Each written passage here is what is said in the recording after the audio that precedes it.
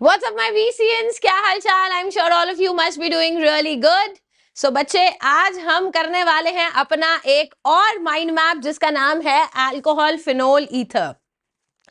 अब मैं ना इट्स नॉट बिकॉज कि मैं अल्कोहल फिनोल ईथर चैप्टर पढ़ा रही हूँ, है ना, अल्कोहल फिनोल ईथर चैप्टर पढ़ा रही हूँ इसलिए मैं तुम्हें डांट रही हूँ, नहीं।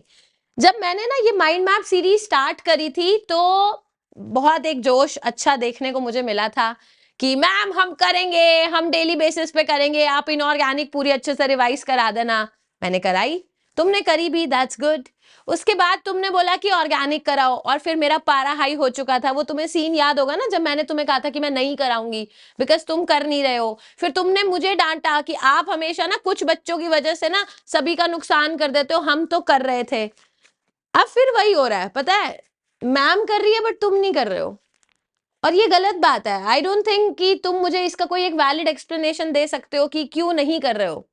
और मतलब और ये मुझे कैसे पता चल रहा है? इट्स नॉट अबाउट एक कमेंट या दो कमेंट, इट्स अबाउट इतना लाइट एटीट्यूड है तुम्हारा अपनी पढ़ाई को लेकर के कि हो जाएगा, आई डू इट, मैं कर लूंगा, पेपर को अभी टाइम है।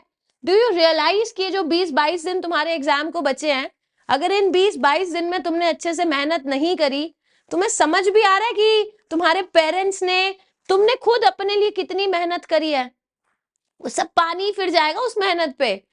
और हर बार like for every single time तुम्हें याद दिलाना पड़ता है कि भाई पढ़ ले, तेरा पेपर आ रहा है, 20 दिन भी नहीं बचे हैं, पढ़ लो पढ़ लो पढ़ लो। और तुमको पता क्या पसंद है? The only thing which everyone is liking right now, what to do in last 45 days, what to do in last 30 days. अभी मैं कल परसों एक वीडियो बना दूंगी what to do in last 20 days. खाली वो वीडियोस देख के तुम्हें लग रहा है कि तुम्हारा सिलेक्शन हो जाएगा? वो वीडियो देखने के बाद करना भी तो पड़ता है ना। इन दोस 20 डेज जो बोला जाता है उसको करो, बट वो हम करते नहीं है। हम वीडियो सुन के प्लानर बना के रख देते हैं। Let others do, let teachers sit for hours and do everything, but we will not do everything because you know we are we। हम क्यों इतनी मेहनत करेंगे? तो भाई ये गलत बात है, ठीक है ना। ऐसे टीचर्स का भी दिल दुखता है। तुम्हें ऐसे लगता होगा कि हमारे अंदर वो मोटिवेशन कहाँ से आती है काम करने की। तो हमें भी चाहिए होता है कि बच्चे मेहनत कर रहे हैं। और जब मैं नीचे कमेंट्स में जाके देखती हूँ ना कि अच्छा आ गया है, हम देख लेंगे, इट रियली हर्ट्स, ठीक है। और ऐसा भी नहीं है कि मल्टीपल चैनल्स है मेरे, कहाँ पर क्या चल रहा है मुझे नहीं पता। अगर एक वीडियो मैंने डाली है उसके डिस्क्रिप्शन में कुछ लिंक्स लगाए हैं और बोला गया है इसको देखो, और जब तुम कमेंट्स करते हो तो ऐसा भी नहीं है कि मैं देखती नहीं हूँ, मुझे पता नहीं है कि क्या चल रहा है क्या नहीं चल रहा। So it really hurts. तो ऐसा नहीं करना, ठीक है। मेहनत करो because you are doing it for yourself, ठीक है। I might be doing it for myself and for you, but you are doing whatever you are doing for yourself only.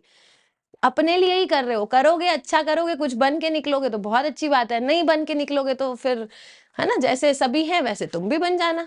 भीड़ का हिस्सा बनना बहुत आसान होता है, भीड़ को चीर करके आगे निकलना इज वेरी टफ, और उसके लिए मेहनत रिक्वायर्ड होती है। तुम मेहनत करोगे अच्छा होगा, तुम मेहनत नहीं करोगे it really feels bad later on. और जब वो टाइम चला जाता ना तो फिर पूरी लाइफ रिग्रेट रह जाता कि काश कर लिया होता, और वो रिग्रेट से गंदी चीज कोई दुनिया में होती नहीं है, ठीक है। चलिए सो अब हम स्टार्ट करते हैं अपना अल्कोहल फिनोल ईथर का माइंड मैप। तो मैंने पूरा का पूरा माइंड मैप आप लोगों के लिए बना लिया है। देखो 3 पन्नों में आया है, 1 2 और एक ये 3। कई छोटी छोटी चीजें भी लिखी हुई हैं निक्की निक्की जगहों पे, बट मैंने मोर और लेस कोशिश करी है कि पूरा का पूरा चैप्टर यहाँ पर कंप्लीट हो जाए। देखिए, कोई भी ऐसा बच्चा है जो जेई एस्पिरेंट है, या अगर आप एक नीट एस्पिरेंट हो, या अगर आप बिटसैट सीयूईटी की तैयारी कर रहे हो, या किसी भी ऐसे कॉम्पिटिटिव एग्जाम की आप तैयारी कर रहे हो जहां organic is a major part and जहां आपका ये चैप्टर अल्कोहल फिनोल ईथर आने वाला है, तो उसके लिए मतलब हम लगभग 1-1.25 घंटे 1.5 घंटे के अंदर अंदर पूरे के पूरे चैप्टर की अच्छे से रिविजन कर लेंगे। तो इस पर्टिकुलर माइंड मैप को आप यूज कर सकते हो as a part of revision. अगर आपके शॉर्ट नोट्स नहीं बने हुए हैं तो आप शॉर्ट नोट्स बना सकते हो। आपको नहीं बनाने हैं, जैसे ही सेशन कंप्लीट हो जाएगा, जो वोरा क्लासेस की ऐप है वहां पर जो बैच हमने क्रिएट कर रखा है, उस माइंड मैप वाली जगह पे सारे के सारे माइंड मैप के नोट्स आपके ऑलरेडी हैं। इस जैसे ही ये सेशन कंप्लीट होगा इसके भी नोट्स मैं आपको दे दूंगी, ठीक है। तो आप डाउनलोड करके प्रिंट लेके खाली उसी को रेफर कर सकते हो, चलेगा। एल्स जो मेरे अकॉर्डिंग बेस्ट पार्ट होता है, जब आप ये सेशन सुन रहे हैं, मैं ऑलरेडी इतनी स्पीड पे बोल रही हूँ कि आप 2x पे नहीं सुनिएगा, कोशिश करिए 1, 1.25, 1.5x तक, ठीक है। नंबर ऑफ वर्ड्स पर मिनट ओके होते हैं, इससे ज्यादा स्पीड से सुनते हो तो बस सुन नहीं रहे होते हो, समझ नहीं रहे होते हो। तो जिस भी स्पीड से आपको समझ आता है, it's totally up to you. आप उस स्पीड से समझ के, समझने के बाद आप अपने नोट्स खुद से बनाएं। एक बार अगर हाथ से आपने चीज लिख ली होगी ना, तो आपको आप भुलाए नहीं भूलोगे, बट है ना, मतलब थोड़ा सा काम चोरी नहीं करनी है, जेन्युइन तरीके से मेहनत करेंगे, ठीक है। चलिए, so let's get started with the chapter alcohol phenol ether. तो सबसे पहला जो डब्बा है बच्चे हमारे अल्कोहल फिनोल ईथर चैप्टर का, वो है अल्कोहल्स की प्रिपरेशन। हम सबसे पहले ना अल्कोहल को प्रिपेयर करेंगे। अब अल्कोहल की प्रिपरेशन हम ऑलरेडी स्टडी कर चुके हैं अपने हाइड्रोकार्बन चैप्टर में। वहां हमने एक टॉपिक पढ़ा था जिसका नाम था बच्चे हाइड्रेशन ऑफ एल्कीन। एल्कीन की हाइड्रेशन कराई थी। यहां मैंने पूरा का पूरा ना जो आपके नोट्स में होना चाहिए, ये सारी चीजें मैंने यहां पर लिख रखी हैं। बट अब लिखे हुए को समझाने में मजा नहीं आता, तो मैं आपको समझाती जाती हूँ अलग स्लाइड पे। बट ऑलरेडी जो आपको अपने नोट्स में रखना है वो सब मैंने यहाँ पर लिख रखा है, ठीक है। ये देखो बच्चे, मान लो मेरे पास है एल्कीन। क्या है मेरे पास? एल्कीन। अगर इस एल्कीन के अंदर मैंने बच्चे डाइल्यूट H2SO4 डाला, कई बार पेपर में वो सिंपल ऐसे भी लिख कर दे देगा H3O पॉजिटिव, कई बार वो लिख कर दे देगा वाटर डालो इन द प्रेजेंस ऑफ H+, तो रोना पिटना नहीं है। ये सारी ही चीजें किसको रिप्रेजेंट करती हैं? ये H+ को रिप्रेजेंट कर रही हैं। अब हमने सीखा था ना कि मैम जब भी इलेक्ट्रॉन डेंसिटी ज्यादा है वो वहां अटैक करेगा जहां इलेक्ट्रॉन डेंसिटी कम है। तो होगा क्या? एक कार्बन को हाइड्रोजन मिल जाएगा, दूसरे वाले कार्बन को पॉजिटिव मिल जाएगा। क्या आपको दिखाई दिया कि यहाँ पर एक कार्बोकेटाइन बन रहा है? नजर आ गया सबको? अब होगा क्या? जो आपने वाटर ले रखा था, ये जो वाटर ले रखा था, ये वाटर ले रखा था, सिमिलरली भाई डाइल्यूट H2SO4 है, या अगर पेपर में एक्वस H2SO4 लिखा हुआ है तो वाटर तो लिया ही है। अब ये वाटर आकर के अटैक करेगा। जब वाटर आकर के अटैक करेगा, क्या बन गया? CH3CH2 OH2 dot dot positive. मतलब अब O के ऊपर पॉजिटिव है तो वो ओखा फील कर रहा है, इट इज वेरी इरिटेटेड। अब यहां से HSO4 माइनस आएगा, एक H+ लेकर चला जाएगा, क्या बन जाएगा? CH3CH2OH। ये क्या मैम, आप तो शॉर्ट नोट्स में मैकेनिज्म कराने लग गए, बिकॉज ये मैकेनिज्म पेपर में काम आएगा। अगर ये मैकेनिज्म नहीं आता होगा और खाली रट रखा है तो आपका जेईई नीट का सवाल तो नहीं बनेगा। समझ आ गया? इतना क्लियर हुआ कि एक कार्बोकेटाइन का फॉर्मेशन हुआ है। अब बड़े ध्यान से देखो, मान लो मैंने ले लिया CH3CH डबल बॉन्ड CH2, इसमें अगर मैंने H+ डाला तो वंस अगेन लॉजिक, अब लॉजिक को यूज करते जाएंगे। डबल बॉन्ड किस पे अटैक करेगा? H+ पे। तो क्या बन जाएगा? CH3CH पे पॉजिटिव CH3। एक तो मेरे पास ये पॉसिबिलिटी है, दूसरी क्या पॉसिबिलिटी होगी? CH3CH2 overall positive. अब तुम सोच के बताओ, प्राइमरी कार्बोकेटाइन अच्छा या सेकेंडरी? प्राइमरी तो अनस्टेबल है, तो सेकेंडरी कार्बोकेटाइन इज बेटर। अब जब सेकेंडरी कार्बोकेटाइन बेटर है तो यहां पर वाटर अटैक करेगा एंड मेरे पास कौन सा अल्कोहल आ जाएगा? I will get a secondary alcohol. नजर आ गया सबको? Will get a secondary alcohol. और यही दोनों चीजें मैंने यहां पर लिख रखी थी। So this was the mechanism. ये देखो, यहां पर H+ का अटैक हुआ, सेकेंडरी अल्कोहल आया, secondary carbocation was more stable than primary carbocation. Now there is another example जो मैंने यहां लिख रखा है। ये थ्योरी नहीं है, दैट्स अ क्वेश्चन। और इस क्वेश्चन के थ्रू आपको काफी कुछ सीखने को मिलेगा। बड़े ध्यान से करेंगे। मान लो बच्चे मेरे पास ये सिचुएशन है, suppose this is the alkene which is given to me, और मैंने कहा मैम हम इसके अंदर H+ डालेंगे, आपने कहा डाल दो। मैंने कहा डबल बॉन्ड जाकर के H+ पर अटैक करेगा। अब आपको क्या नजर आ रहा है कि मैम मेरे पास एक सेकेंडरी कार्बोकेटाइन बना। ये मैंने लास्ट क्लास में बहुत बार ये समझा दिया कि अगर आपका कभी भी कार्बोकेटाइन बनता है तो वो आगे पीछे देखता है कि क्या कोई पॉसिबिलिटी है कि मैं थोड़ा सा स्टेबल हो जाऊं। तो इस कार्बोकेटाइन ने देखा कि मेरे बाजू वाले कार्बन पर एक हाइड्रोजन है, तो हाइड्रोजन अपना पेयर ऑफ इलेक्ट्रॉन लेकर के इस कार्बन पे चला गया। सो जो मेरा कार्बन पहले सेकेंडरी कार्बोकेटाइन हुआ करता था, अब वो कार्बन क्या बन चुका है? Tertiary carbocation. So there is a word, यहां पर क्या होने लग गया? यहां पर रीअरेंजमेंट होने लग गया। और जब टर्शरी कार्बोकेटाइन बना तो वापस आकर के वाटर अटैक करेगा and I will get the formation of a tertiary alcohol. समझ आ गया? हमारे यहां पर क्या बन गया? Tertiary alcohol. तो कहने का मतलब कि यहां पर रीअरेंजमेंट की भी पॉसिबिलिटी होती है। जहां जहां कार्बोकेटाइन बनेगा वहां वहां रीअरेंजमेंट होने के चांसेस होते हैं। तो पहला डब्बा I am sure preparation of alcohol का सभी को अच्छे से क्लियर हो गया है। आगे देखिए बच्चे, ये तो पहला मेथड था कि मैंने एल्कीन के अंदर सिंपल डाइल्यूट H2SO4 डाल दिया और रिएक्शन हो गई। अब आई हैव अनदर मेथड, एक और मेथड है जिससे मैं अल्कोहल को प्रिपेयर कर सकती हूँ स्टार्टिंग फ्रॉम एल्कीन। और ये जो मेथड है बच्चे, इसको बोलते हैं ऑक्सीमर्क्यूरेशन डीमर्क्यूरेशन। ध्यान से सुनेंगे, क्या है मेथड का नाम? मेथड का नाम है ऑक्सीमर्क्यूरेशन डीमर्क्यूरेशन। मेरी बात सुनो, आपको पहले तो रिएजेंट पता होना चाहिए कि किस पे रिएक्शन कौन करता है। सबस्ट्रेट क्या है, रिएजेंट क्या है, पहले वो सीखते हैं। देखो, मेरे पास एक एल्कीन है, क्या आपको नजर आ रहा है? I have been given an alkene, मेरे पास एक एल्कीन है। एल्कीन के अंदर मैं डालूंगी HgOAc ट्वाइस, मतलब मर्क्यूरी का एसीटेट, पानी की प्रेजेंस में रिएक्शन करा रहे हैं। 1 नंबर मतलब पहले ये डालेंगे, कुछ पार्ट बनेगा, उसके बाद हम रिएक्शन में क्या डालेंगे? NaBH4, जिसको बोलते हैं सोडियम बोरोहाइड्राइड। अब भले वीडियो को पॉज करना पड़े, बट इस रिएजेंट को याद रखना जरूरी है। तुम हमेशा बोलते हो हमसे ना, मैम हमने थ्योरी तो पढ़ी थी और बहुत अच्छे से पढ़ी थी, 200 PYQ पर चैप्टर करे थे, बट अब मॉक टेस्ट में नंबर 60 से ऊपर नहीं आ रहे हैं। उसका यही रीजन है, this is the sole reason, कि आपको याद ही नहीं होती हैं चीजें। तो पहले तो रिएजेंट याद करना है। हमने क्या किया? मैंने एल्कीन लिया, एल्कीन के अंदर क्या डाला है? मैंने डाला है HgOAc twice in the presence of NaBH4। ठीक है, अब मैम इसका मैकेनिज्म नहीं करना, नहीं करना। If you are a JEE aspirant, if you are a NEET aspirant, आपको आपको ये मैकेनिज्म हमने सिखाए हैं। मैंने JEE, अच्छा एक और चीज बता देती हूँ, अगर किसी बच्चे को बहुत ही अच्छे लेवल का alcohol phenol ether chapter complete करना है, ये एक रिवीजन वीडियो है, इसको रिवीजन के तौर पर ही लेना है। ऐसा नहीं है कि मैं इस 1-1.5 घंटे में पूरा का पूरा अपना 20-25 घंटे का कंटेंट 1 घंटे में पढ़ा सकती हूँ, दैट इज नॉट पॉसिबल। ठीक है, ना ही आप पढ़ पाओगे।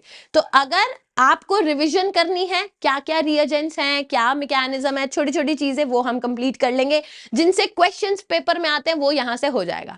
बट अगर आपको बिल्कुल डिटेल में जाना है, इसके 50 एग्जाम्पल कराओ, ये करो वो करो, उसके लिए JEE ब्रीफ की वीडियो मैंने ली थी, उसका link is there in the description. Any of you who is targeting a 200+ का स्कोर इन योर JEE का अटेम्प्ट, आप डेफिनेटली JEE ब्रीफ की वीडियोस को बिल्कुल तसल्ली से देख सकते हो, वहां कुछ भी मिसिंग नहीं है। बट जिस हिसाब से आजकल JEE और नीट का पेपर आ रहा है ना, उतना मैं जरूर कह सकती हूँ कि आपसे वो ऑक्सीमर्क्यूरेशन डीमर्क्यूरेशन का मैकेनिज्म नहीं पूछता। वो पूछेगा ए में कुछ कुछ डाला, बी में कुछ कुछ डाला, सी की ऑक्सीमर्क्यूरेशन डीमर्क्यूरेशन करी तो बताओ डी बना, फिर डी में कुछ किया ई बना, बस इतना वो पूछता है। तो उसके लिए हमारा जो शॉर्टकट है वो बहुत कामयाब है। आपको क्या करना है, देखो बच्चे, ऑक्सीमर्क्यूरेशन डीमर्क्यूरेशन के अंदर हम कराते हैं Markovnikov addition of water, but यहां पर कोई रीअरेंजमेंट नहीं है। सिर्फ ये जो शॉर्टकट मैंने यहां लिखा है, अगर आपने इतना सीख लिया आपका काम बन जाएगा। सच्ची मैम, सच्ची मतलब मुच्ची। देखो बताती हूं कैसे।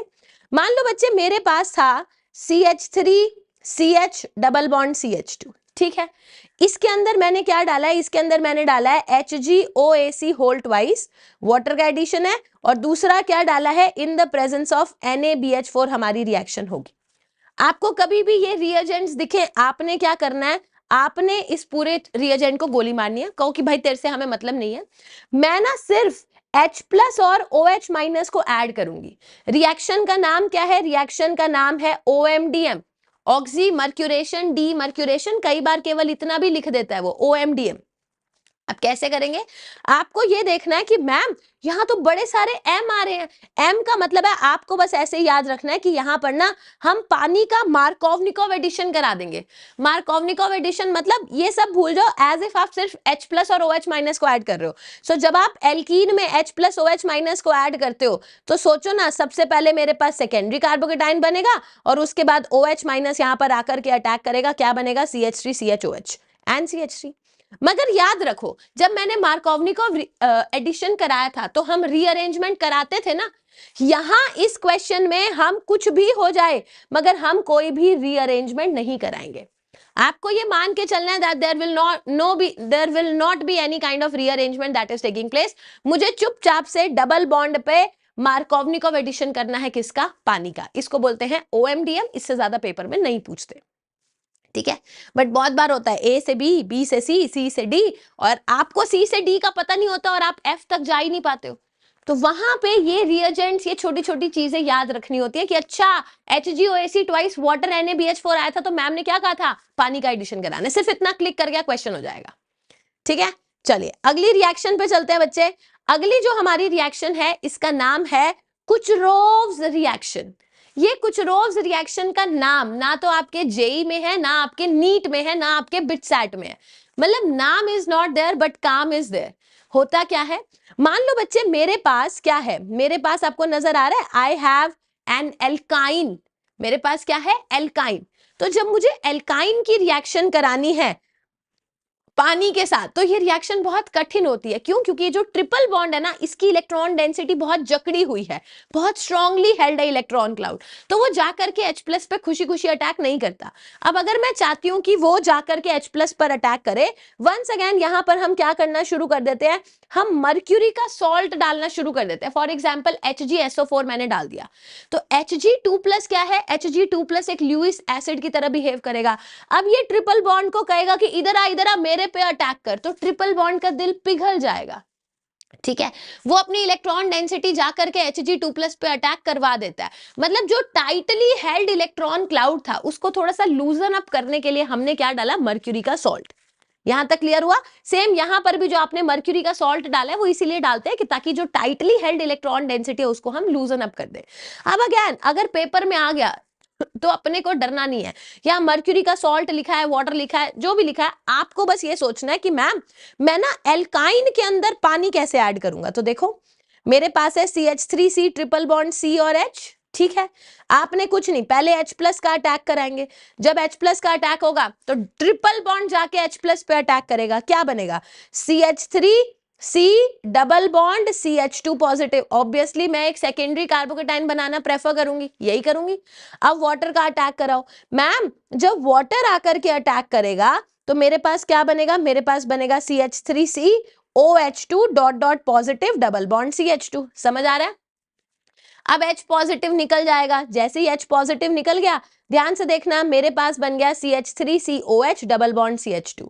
बच्चे क्या मैं इस सिस्टम को इनॉल बोल सकती हूँ, क्योंकि मेरे पास डबल बॉन्ड भी है, इट इज इन, और क्योंकि मेरे पास OH भी है, दिस इज ऑल, इनॉल है।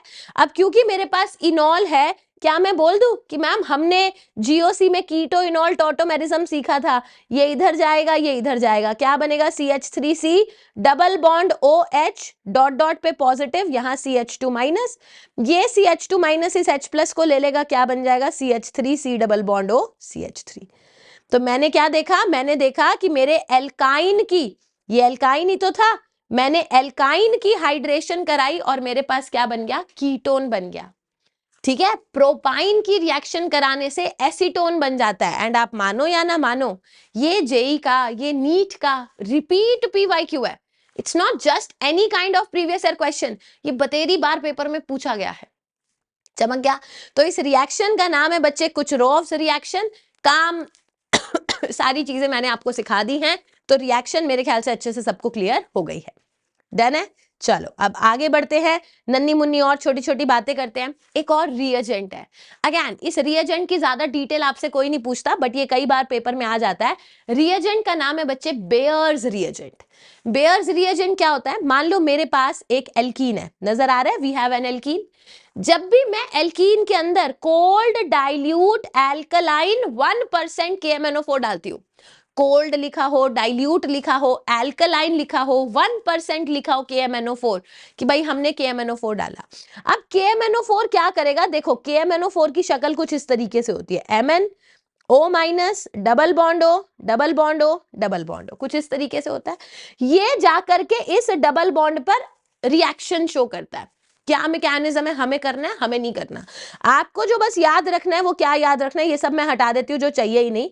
आपको बस याद रखना है कि जब हम कोल्ड डाइल्यूट एल्कलाइन 1% KMnO4 डालेंगे, ये जो हमारा डबल बॉन्ड है ना, डबल बॉन्ड टूट जाएगा और दोनों ही कार्बन पे OH OH आ जाएगा। और जब आजू बाजू वाले कार्बन पे OH OH आ जाता है ना, इसको बोलते हैं बच्चे हम विसिनल डायोल। अगल बगल वाले कार्बन पे 2 OH हो, इसको बोलते हैं विस डायोल, विसिनल डायोल। क्योंकि दोनों OH सेम साइड से ऐड होंगे, अगर या तो दोनों नीचे से ऐड होंगे या दोनों OH ऊपर से ऐड होंगे, तो इसको बोलते हैं syn addition reaction. Syn addition मतलब the addition of the two OH will be taking place on the from the same side. तो this is known as Baeyer's reagent. जो हमारा KMNO4 पर्पल कलर का था वो डीकलराइज हो गया। So this test is also used for the detection of the presence of a double bond, कि अगर आपके सिस्टम में एक डबल बॉन्ड प्रेजेंट है, वो कोल्ड डाइल्यूट एल्कलाइन 1% KMNO4 के पर्पल कलर को डीकलराइज कर देगा। तो पता चल गया कि हाँ हाँ हाँ हमारे सिस्टम के अंदर एक डबल बॉन्ड प्रेजेंट है। समझ आ गया? सो बेयर्स रिएजेंट वाली कहानी भी अच्छे से क्लियर हो गई है। आगे बढ़ते हैं। अब देखो, as I keep on telling you बच्चे, ऑर्गेनिक इंटरकनेक्टेड है। अगर मैं एनसीईआरटी के तरीके से आपको ऑर्गेनिक पढ़ाऊं तो एनसीईआरटी में बहुत सारे टॉपिक्स अल्कोहल में दे रखे हैं, कुछ मिला मिला के टॉपिक्स एल्डिहाइड वाले में दे रखे हैं, बट अब हमारे हाथ बन जाते हैं बिकॉज हमें मैकेनिज्म के थ्रू पढ़ाना पड़ता है। भाई एनसीईआरटी से आप बोर्ड वाले एग्जाम के सारे काम कर लेते हो, स्कूल एग्जाम्स के आपके काम हो जाते हैं, but not the same pattern में questions are asked in your JEE या इन योर नीट का पेपर। तो वो हमारी थोड़ी सी अलग तरीका होता है। जेई या नीट मतलब कॉम्पिटिटिव एग्जाम के लिए ऑर्गेनिक पढ़ाना is totally different compare to organic को पढ़ना फ्रॉम एनसीईआरटी। बट अब जब आप ये माइंड मैप कर रहे हो तो आपके भी मन में है ना कि मैम कुछ ऐसा कराओ कि मुझे दोबारा एनसीईआरटी ना पढ़नी पड़े। तो मैंने पूरी कोशिश करी है जिस तरीके से मैं आपको ऑर्गेनिक पढ़ाती हूँ for any of the competitive exam, plus जिस तरीके से एनसीईआरटी में वो ऑर्गेनिक दे रखा है, तो मैंने उनको थोड़ा सा बैलेंस करने की कोशिश करी है। बट अब मैं बोलूँ कि एनसीईआरटी की हर चीज यहाँ पर आपको मिलेगी इन दिस पर्टिकुलर चैप्टर, कोई जरूरी नहीं है इसी चैप्टर में मिलेगी। जो आगे आने वाले चैप्टर्स में हम पढ़ेंगे वो आगे में ही पढ़ेंगे, उसको मैं यहाँ पर नहीं ला सकती क्योंकि उसके लिए मुझे बेस बना के आपको आगे लेकर जाना पड़ेगा। ठीक है, एक टॉपिक दे रखा है विच इज स्कैटर्ड तरीके से गिवन इन एनसीईआरटी। स्कैटर्ड तरीके से इसलिए बिकॉज कुछ उसका पार्ट एल्डिहाइड में दे रखा है, कुछ यहाँ दे रखा है, तो वो मैंने थोड़ा सा बैलेंस किया है। अब आप देखो टॉपिक क्या है। टॉपिक का नाम है बच्चे ऑक्सीडेशन ऑफ अल्कोहल। हो सकता है ये इसका कुछ हिस्सा आपको अल्कोहल चैप्टर में मिले, कुछ हिस्सा आपको अगले aldehyde ketone carboxylic acid chapter में मिल सकता है।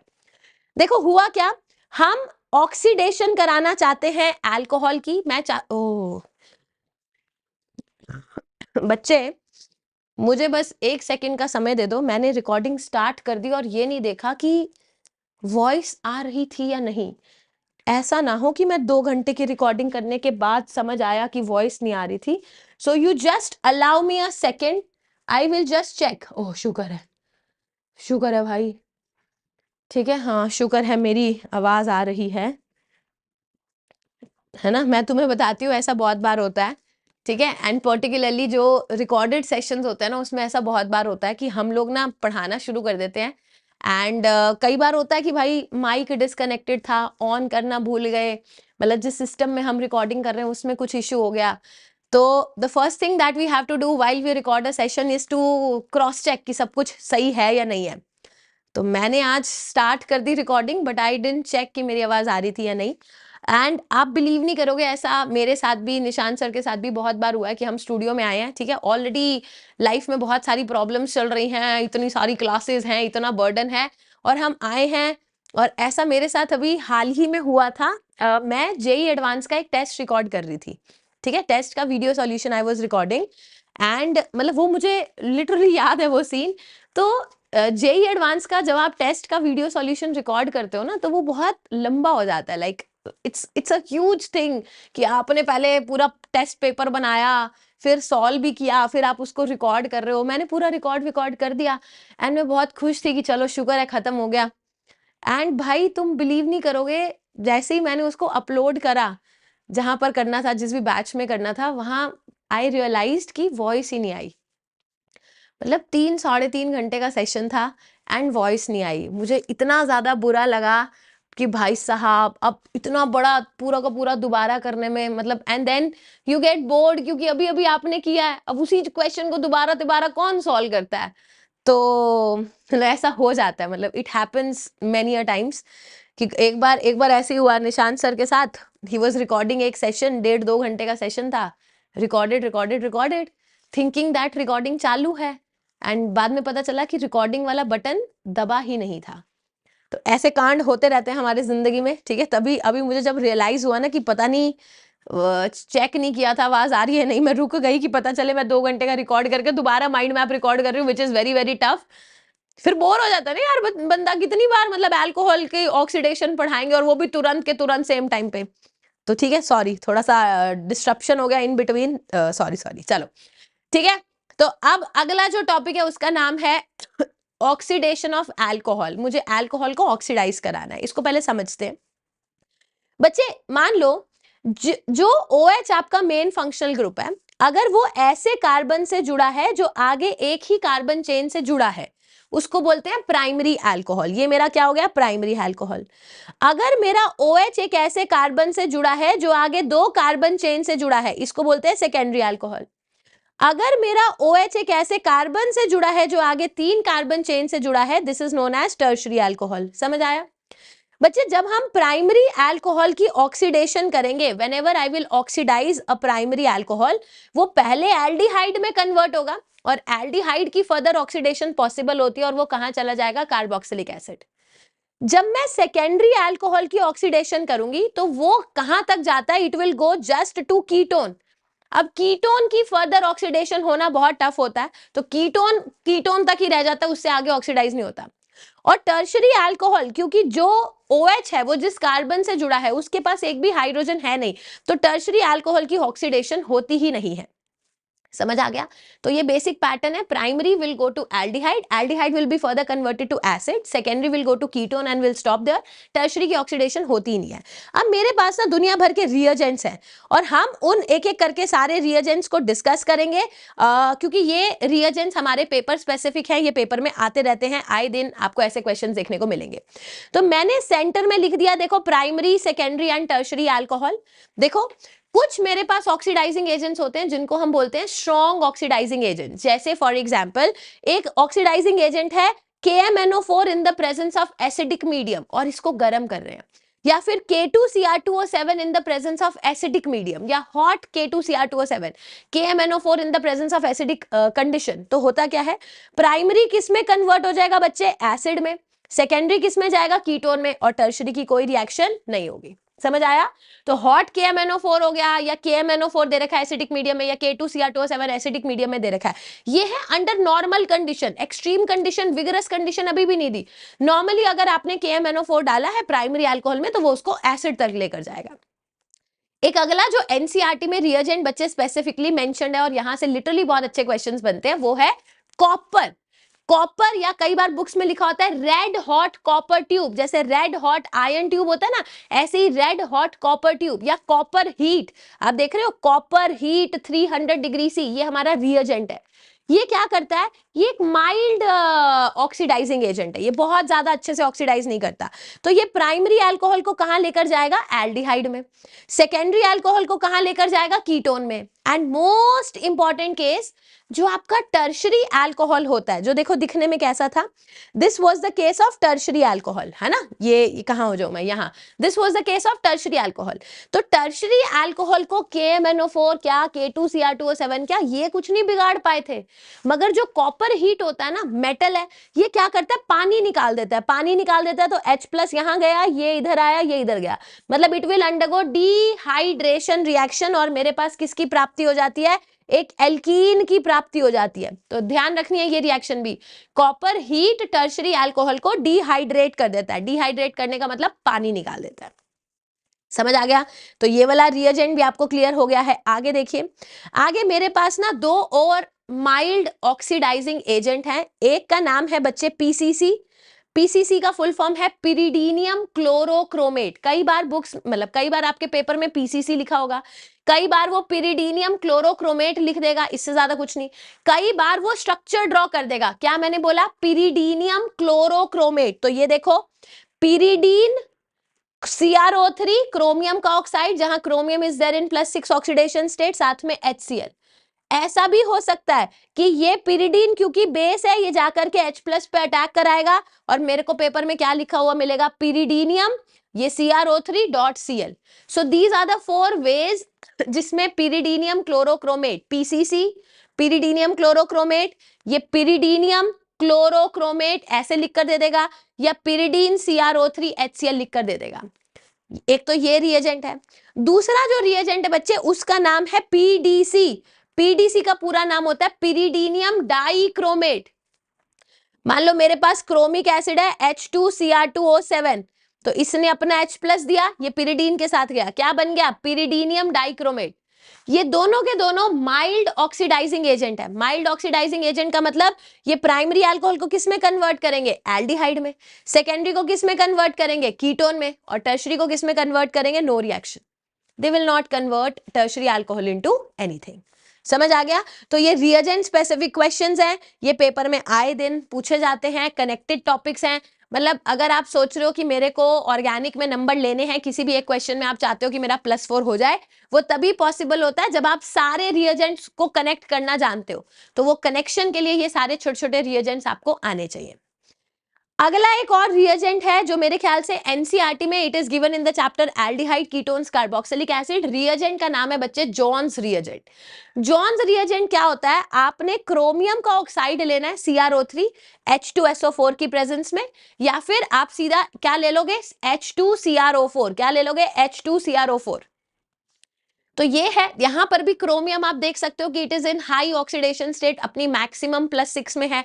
तो क्रोमियम +6 में नहीं रहना चाहता, वो खुद से रिडक्शन करना चाहता है, खुद को रिड्यूस करना चाहता है, वो +3 में आना चाहता है। जब क्रोमियम +3 में आएगा तो दूसरे की क्या करेगा? Oxidation. And it is a strong oxidising agent. वो प्राइमरी को किस में कन्वर्ट करेगा? एसिड में। सेकेंडरी को किस में कन्वर्ट करेगा? कीटोन में। और टर्शरी के साथ कोई रिएक्शन नहीं करेगा। तो जैसे अभी K2Cr2O7 किया था ना H+ की प्रेजेंस में, ये वही है, बिल्कुल वैसे ही है। CrO3 H2SO4 लिखा होता है या H2CrO4 लिखा होता है। इसका नाम है जॉन्स रिएजेंट। समझ आ गया? तो ऑक्सीडेशन ऑफ अल्कोहल वाला पार्ट आपको क्लियर हो गया होगा। एक और नन्ना मुन्ना टॉपिक है, ध्यान से सुनेंगे। इसका अल्कोहल से कोई लेना देना नहीं है, बट अब कर ही रहे हैं एसिड वाला पार्ट तो इसको छोड़ेंगे नहीं। देखो बच्चे, मान लो मेरे पास एक बेंजीन है, ठीक है, बेंजीन है। ये बेंजीन के ऊपर एक कार्बन है। इस कार्बन के ऊपर भले ना जितने मर्जी मर्जी लंबे बड़े छोटे निक्के मुन्ने कैसे भी ग्रुप लगे हो, मगर अगर इस वाले कार्बन पे अगर आपको एक हाइड्रोजन नजर आ गया, मतलब इफ यू सी कि बेंजीन के अल्फा कार्बन पर एक हाइड्रोजन है, और अगर आपने रिएजेंट डाला है KMnO4 heat, KMnO4 acidic medium heat, ये जितना मर्जी बड़ा ग्रुप क्यों ना हो बच्चे, जितना मर्जी बड़ा ग्रुप क्यों ना हो, ये उसको ऑक्सीडाइज कर देगा किसके अंदर? कार्बोक्सिलिक एसिड के अंदर। मगर उस बेंजीन के ऊपर एक नन्ना मुन्ना छोटा हाइड्रोजन होना जरूरी है। फॉर एग्जाम्पल, जो क्वेश्चन बहुत बार पेपर में यूज होता है ना, वो ये होता है कि मान लो मेरे पास ये टोल्यूइन है, नजर आ रहा है, इसके अंदर मैंने KMnO4 डाला एसिडिक मीडियम में और इसको हीट कर दिया। क्या आपको यहाँ पर CH3, एक इस कार्बन पे एक क्या 3 हाइड्रोजन है, बट एक भी हाइड्रोजन अगर नजर आया, it will get converted to carboxylic acid. फिर यहां से बहुत सारे कनेक्टेड क्वेश्चंस बनते हैं। समझ आ गया? तो ये रिएजेंट भी किसी बच्चे को भूलना नहीं है। चलो ठीक है ma'am, all good, going on the right track. आगे बढ़ते हैं। आगे अब बढ़ेंगे एक और प्रिपरेशन ऑफ अल्कोहल पे, और इसका नाम है हाइड्रोबोरेशन ऑक्सीडेशन। अभी थोड़ी देर पहले मैंने क्या कराया था? OMDM, oxy mercuration demercuration. ये जो दूसरा हिस्सा कर रहे हैं दैट इज हाइड्रोबोरेशन ऑक्सीडेशन।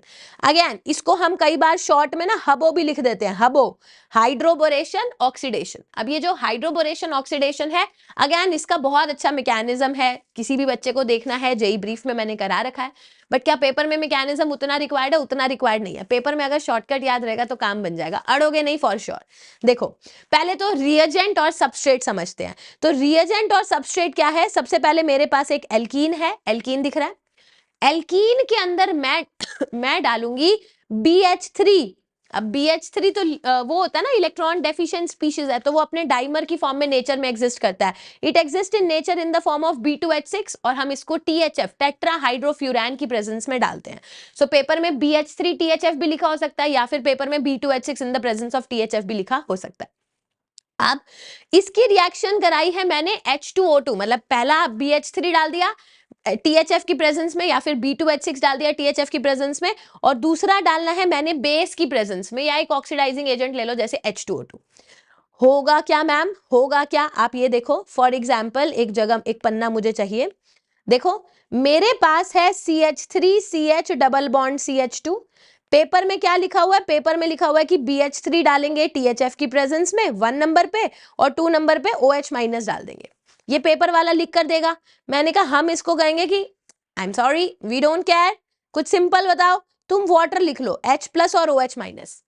तुम्हें हबो के अंदर क्या करना है सब कुछ काट के तुम्हें एंटी मार्कोवनिकॉव एडिशन करनी है पानी की। क्या करना है, एंटी मार्कोवनिकॉव एडिशन करनी है पानी की, मगर कोई रीअरेंजमेंट नहीं करना। एंटी मार्कोवनिकॉव मतलब अब OH को राइट हैंड वाले कार्बन पे भेज देंगे, CH3 CH2 CH2H। मार्कोवनिकॉव क्या कहता है, मार्कोवनिकॉव कहता है कि negative part of attacking species goes to the carbon which has less number of protons attached to it, यही कहता है ना। और एंटी मार्कोवनिकॉव क्या कहता है कि the negative part of attacking species goes to the carbon which has more number of protons attached to it. This will be our final product. देखो जरा कहां गया हमारा। सो ये था हमारा हबो। हबो के अंदर आपको बस यही नन्ही सी चीज याद रखनी है कि it is anti Markovnikov addition of water, मगर यहां पर देयर इज नो रीअरेंजमेंट, किसी प्रकार का कोई रीअरेंजमेंट यहां नहीं होगा। बच्चे यहां पर भी जो आपका OH और H ऐड होगा ना अंत में, वो सेम साइड से ऐड होगा। So this is also kind of syn addition reaction. जैसे OM जैसे वो किया था ना हमने, क्या कहते हैं, बेयर्स रिएजेंट के साथ KMNO4 के साथ, दोनों OH सेम साइड से ऐड हुए थे, यहाँ H और OH सेम साइड से ऐड होगा। For example this is the question, मैं ना आंसर के आगे खड़ी हो जाती हूँ, अब तुमने देख ही लिया बट स्टिल मैं आंसर के आगे खड़ी हो जाती हूँ, तुम मुझे बताओ क्या करना है।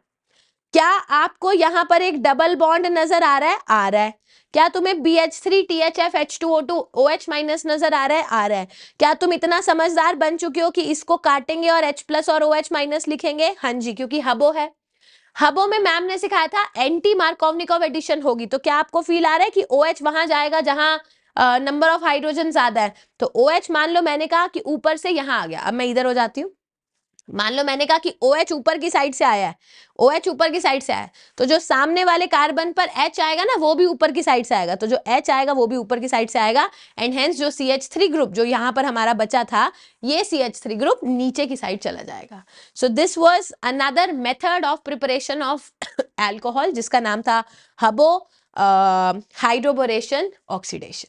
चमका। अभी मैंने अल्कोहल का प्रिपरेशन आप सभी बच्चों को सिखाया है, एंड अल्कोहल की कुछ ऑक्सीडेशन रिएक्शंस, कुछ ऑक्सीडाइजिंग एजेंट्स भी हमने सीखे। अब मैं एक आपको नया टॉपिक पढ़ा रही हूं, एंड इस नए टॉपिक का नाम है बच्चे डिहाइड्रेशन ऑफ अल्कोहल। पहले मैंने एल्कीन के अंदर पानी डाल के अल्कोहल बनाया, अब मैं अल्कोहल के अंदर कुछ ऐसा डालूंगी कि वो पानी लूज करके क्या बना ले, एल्कीन। डिहाइड्रेशन मतलब, डी मतलब रिमूवल ऑफ, हाइड्रेशन मतलब वाटर, पानी का रिमूवल ही क्या कहलाएगा, dehydration of alcohol. There is a topic, और इसी टॉपिक को हम यहाँ पर स्टडी करने वाले हैं। इस टॉपिक का नाम है even elimination reaction. You remember मैंने E2 एलिमिनेशन रिएक्शंस आपको हाइड्रोकार्बन चैप्टर में कराई थी, और मैंने कहा था कि इवन एलिमिनेशन हम क्लास 12th के अल्कोहल चैप्टर में करेंगे। So now we are doing that E one elimination here.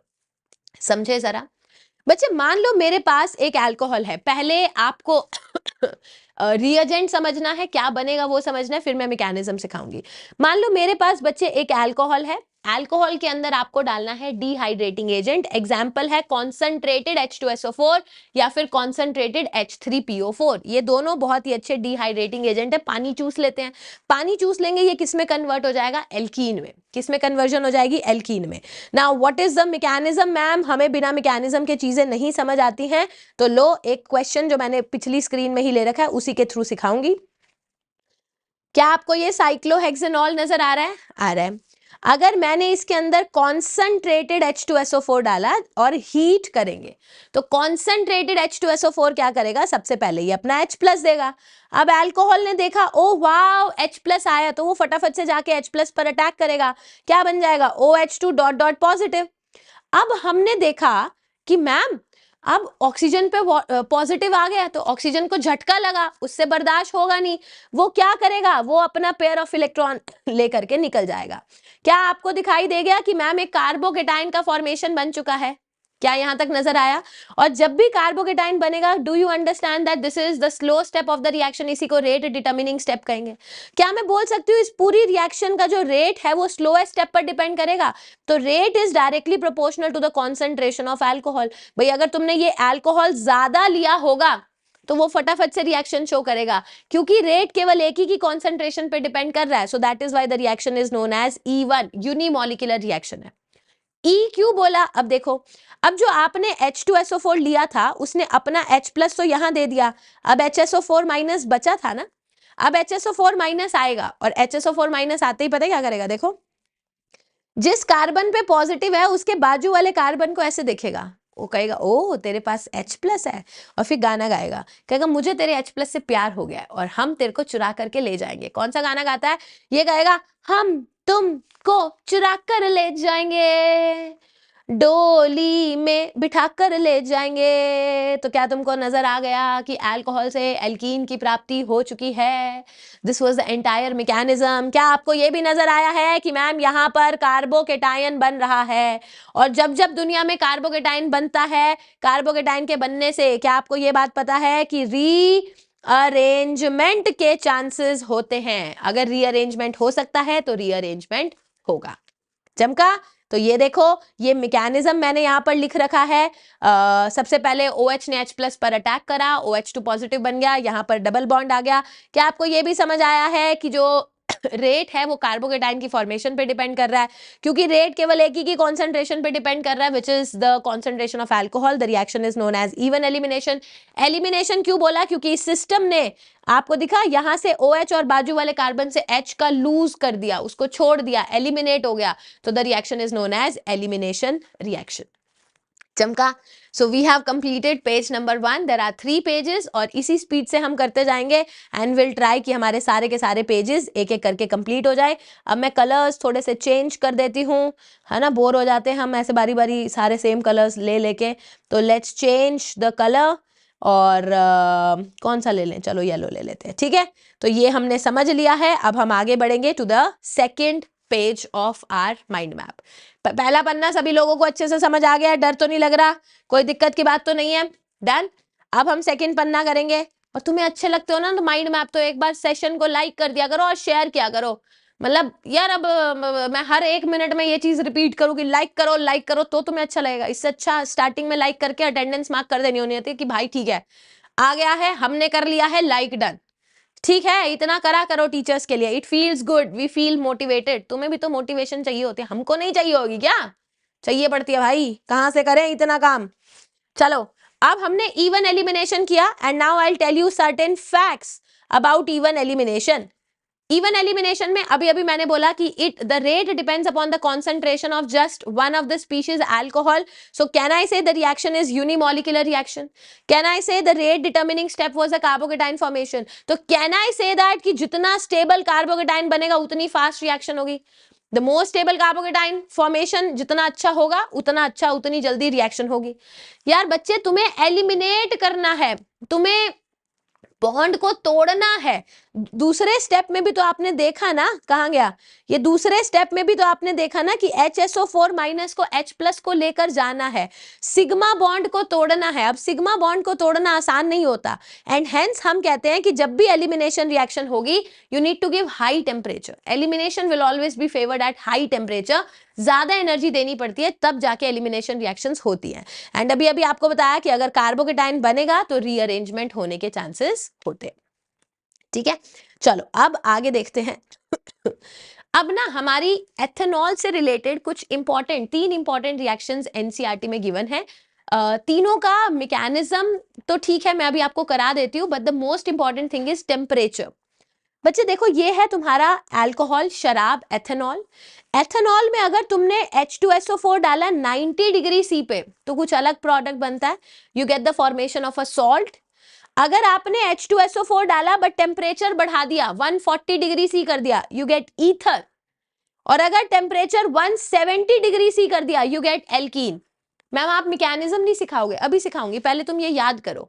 Alcohol को 90 डिग्री सी पर H2SO4 के साथ रिएक्शन कराओगे, सॉल्ट बनेगा. 140 तक टेम्परेचर लेकर जाओ, ईथर बनेगा. और 170 तक लेकर जाओ, क्या बनेगा? एल्कीन. अब देखो, इसका मैकेनिज्म हम यहां पर सीखेंगे, समझते हैं. मान लो मेरे पास ये अल्कोहल है दिख रहा है, इसमें मैंने H प्लस डाला और HSO4 माइनस हमारा बचा रहा. तो ये OH जा करके H प्लस पर अटैक करेगा, क्या बनेगा CCOH2 डॉट डॉट, यहां पर प्लस आ गया और इसके बाजू में HSO4 माइनस आकर के चिपक गया ना, ठीक है। फिर ये जो OH2 पॉजिटिव है वो अपना पेयर ऑफ इलेक्ट्रॉन लेकर निकल जाएगा, एक कार्बोकेटाइन बनेगा जिसको स्टेबलाइज करने के लिए कौन है HSO4 माइनस। तो एक इस किस्म का सॉल्ट बनता है, क्यों, क्योंकि अभी कोई भी बहुत अच्छे से बाहर निकल के राजी है नहीं, तो 90 डिग्री सी पर we just get a salt. मगर मान लो पता हुआ क्या, अगर मैंने टेम्परेचर कर दिया 140 डिग्री सी, अब 140 डिग्री सी में हमने इतना टेम्परेचर दे दिया कि ये वाटर अपने पेयर ऑफ इलेक्ट्रॉन को लेकर के फटाफट से निकल जाएगा, एक कार्बोकेटाइन बन जाएगा। और प्राइमरी कार्बोकेटाइन बनना कोई अच्छी बात थोड़ी ना होती है, फिर भी हमने जबरदस्ती हाई टेम्परेचर पे देके कार्बोकेटाइन बना लिया। अब इतना भी टेम्परेचर नहीं है कि HSO4 माइनस आकर के H प्लस को चुरा जाए। अब पता है ये H जो एथेनॉल था वो क्या करता है, वो अपने दूसरे मॉलिक्यूल को भेजता है, कहता है जा तू कार्बोकेटाइन पे अटैक कर। तो जब इसने कार्बोकेटाइन पे अटैक किया तो क्या बनेगा, देखना यहां लिख रही हूं CCOH dot dot positive CC, मतलब मेरे पास ईथर की प्राप्ति हो गई, दिखा, वी हैव गॉट ईथर। मगर अगर आपने बहुत ज्यादा हाई टेम्परेचर दिया होता, 170 डिग्री सी दिया होता, तो HSO4 माइनस आता और इसके बाजू वाले कार्बन का हाइड्रोजन लेकर चला जाता और मेरे पास क्या बनता, एल्कीन। समझ आया। और ये किसी और के साथ भी, अरे रे रे रे, ये किसी और के साथ भी गिवन नहीं है। ये जो पर्टिकुलरली टेम्परेचर्स हमें मेंशन्ड है ना, ये सभी के सभी टेम्परेचर्स हमें मेंशन्ड है फॉर ethanol. तो ethanol will form a salt at 90 degree C. It will form ether, diethyl ether at 140 degree C. It will form ethene at 170 degree C. समझ आ गया, तो ये भूलना नहीं है, अच्छी रिएक्शन थी। चलिए आगे देखते हैं। अब ये कुछ टॉपिक मैं ऑलरेडी आपको इफ यू रिमेंबर, मैंने पिछले chapter haloalkanes haloarenes में इस टॉपिक का डिस्कशन किया था। आज इस टॉपिक को दोबारा से डिस्कस करते हैं बच्चे। टॉपिक का नाम है प्रिपरेशन ऑफ फिनोल। 3 पार्ट थे ना, अल्कोहल, फिनोल, ईथर। तो अल्कोहल की सारी डिस्कशन हमने अभी करी है, अब मैं फिनोल को भी साथ साथ उठा रही हूँ। मिक्स क्वेश्चंस आते हैं। तो फिनोल की प्रिपरेशन क्या है, देखो ये हमने किया था, if you guys remember there was a process जिसको हमने क्या बोला था, डाउस प्रोसेस। डाउस प्रोसेस में हम क्या करते थे, क्लोरोबेंजीन लेते हैं और NaOH बेस डालते हैं, मतलब आपने एक न्यूक्लियोफाइल डाला, NaOH डाला, मगर आपने बहुत हाई टेम्परेचर और pressure 623 kelvin and 300 ATM pressure पे रिएक्शन कराई थी। कुछ आपको याद है, हम कह रहे थे कि OH माइनस यहाँ अटैक करेगा, Cl को लेकर के चला जाएगा।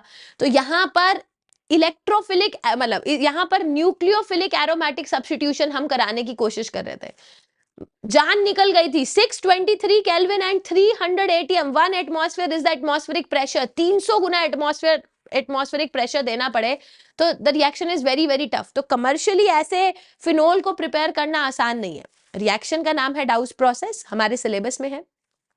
अच्छा, मैं ना इसका मैकेनिज्म भी थोड़ा सा आपको हिंट देना चाहती हूँ। खैर इस पर्टिकुलर चीज का मैकेनिज्म नहीं पेपर में आता है, बट ठीक है, अब इतना आप समझदार बन चुके हो कि आप सीख जाओगे। बच्चे इस मैकेनिज्म का नाम है SNEA। SNEA का मतलब है सब्स्टिट्यूशन न्यूक्लियोफिलिक एलिमिनेशन एडिशन।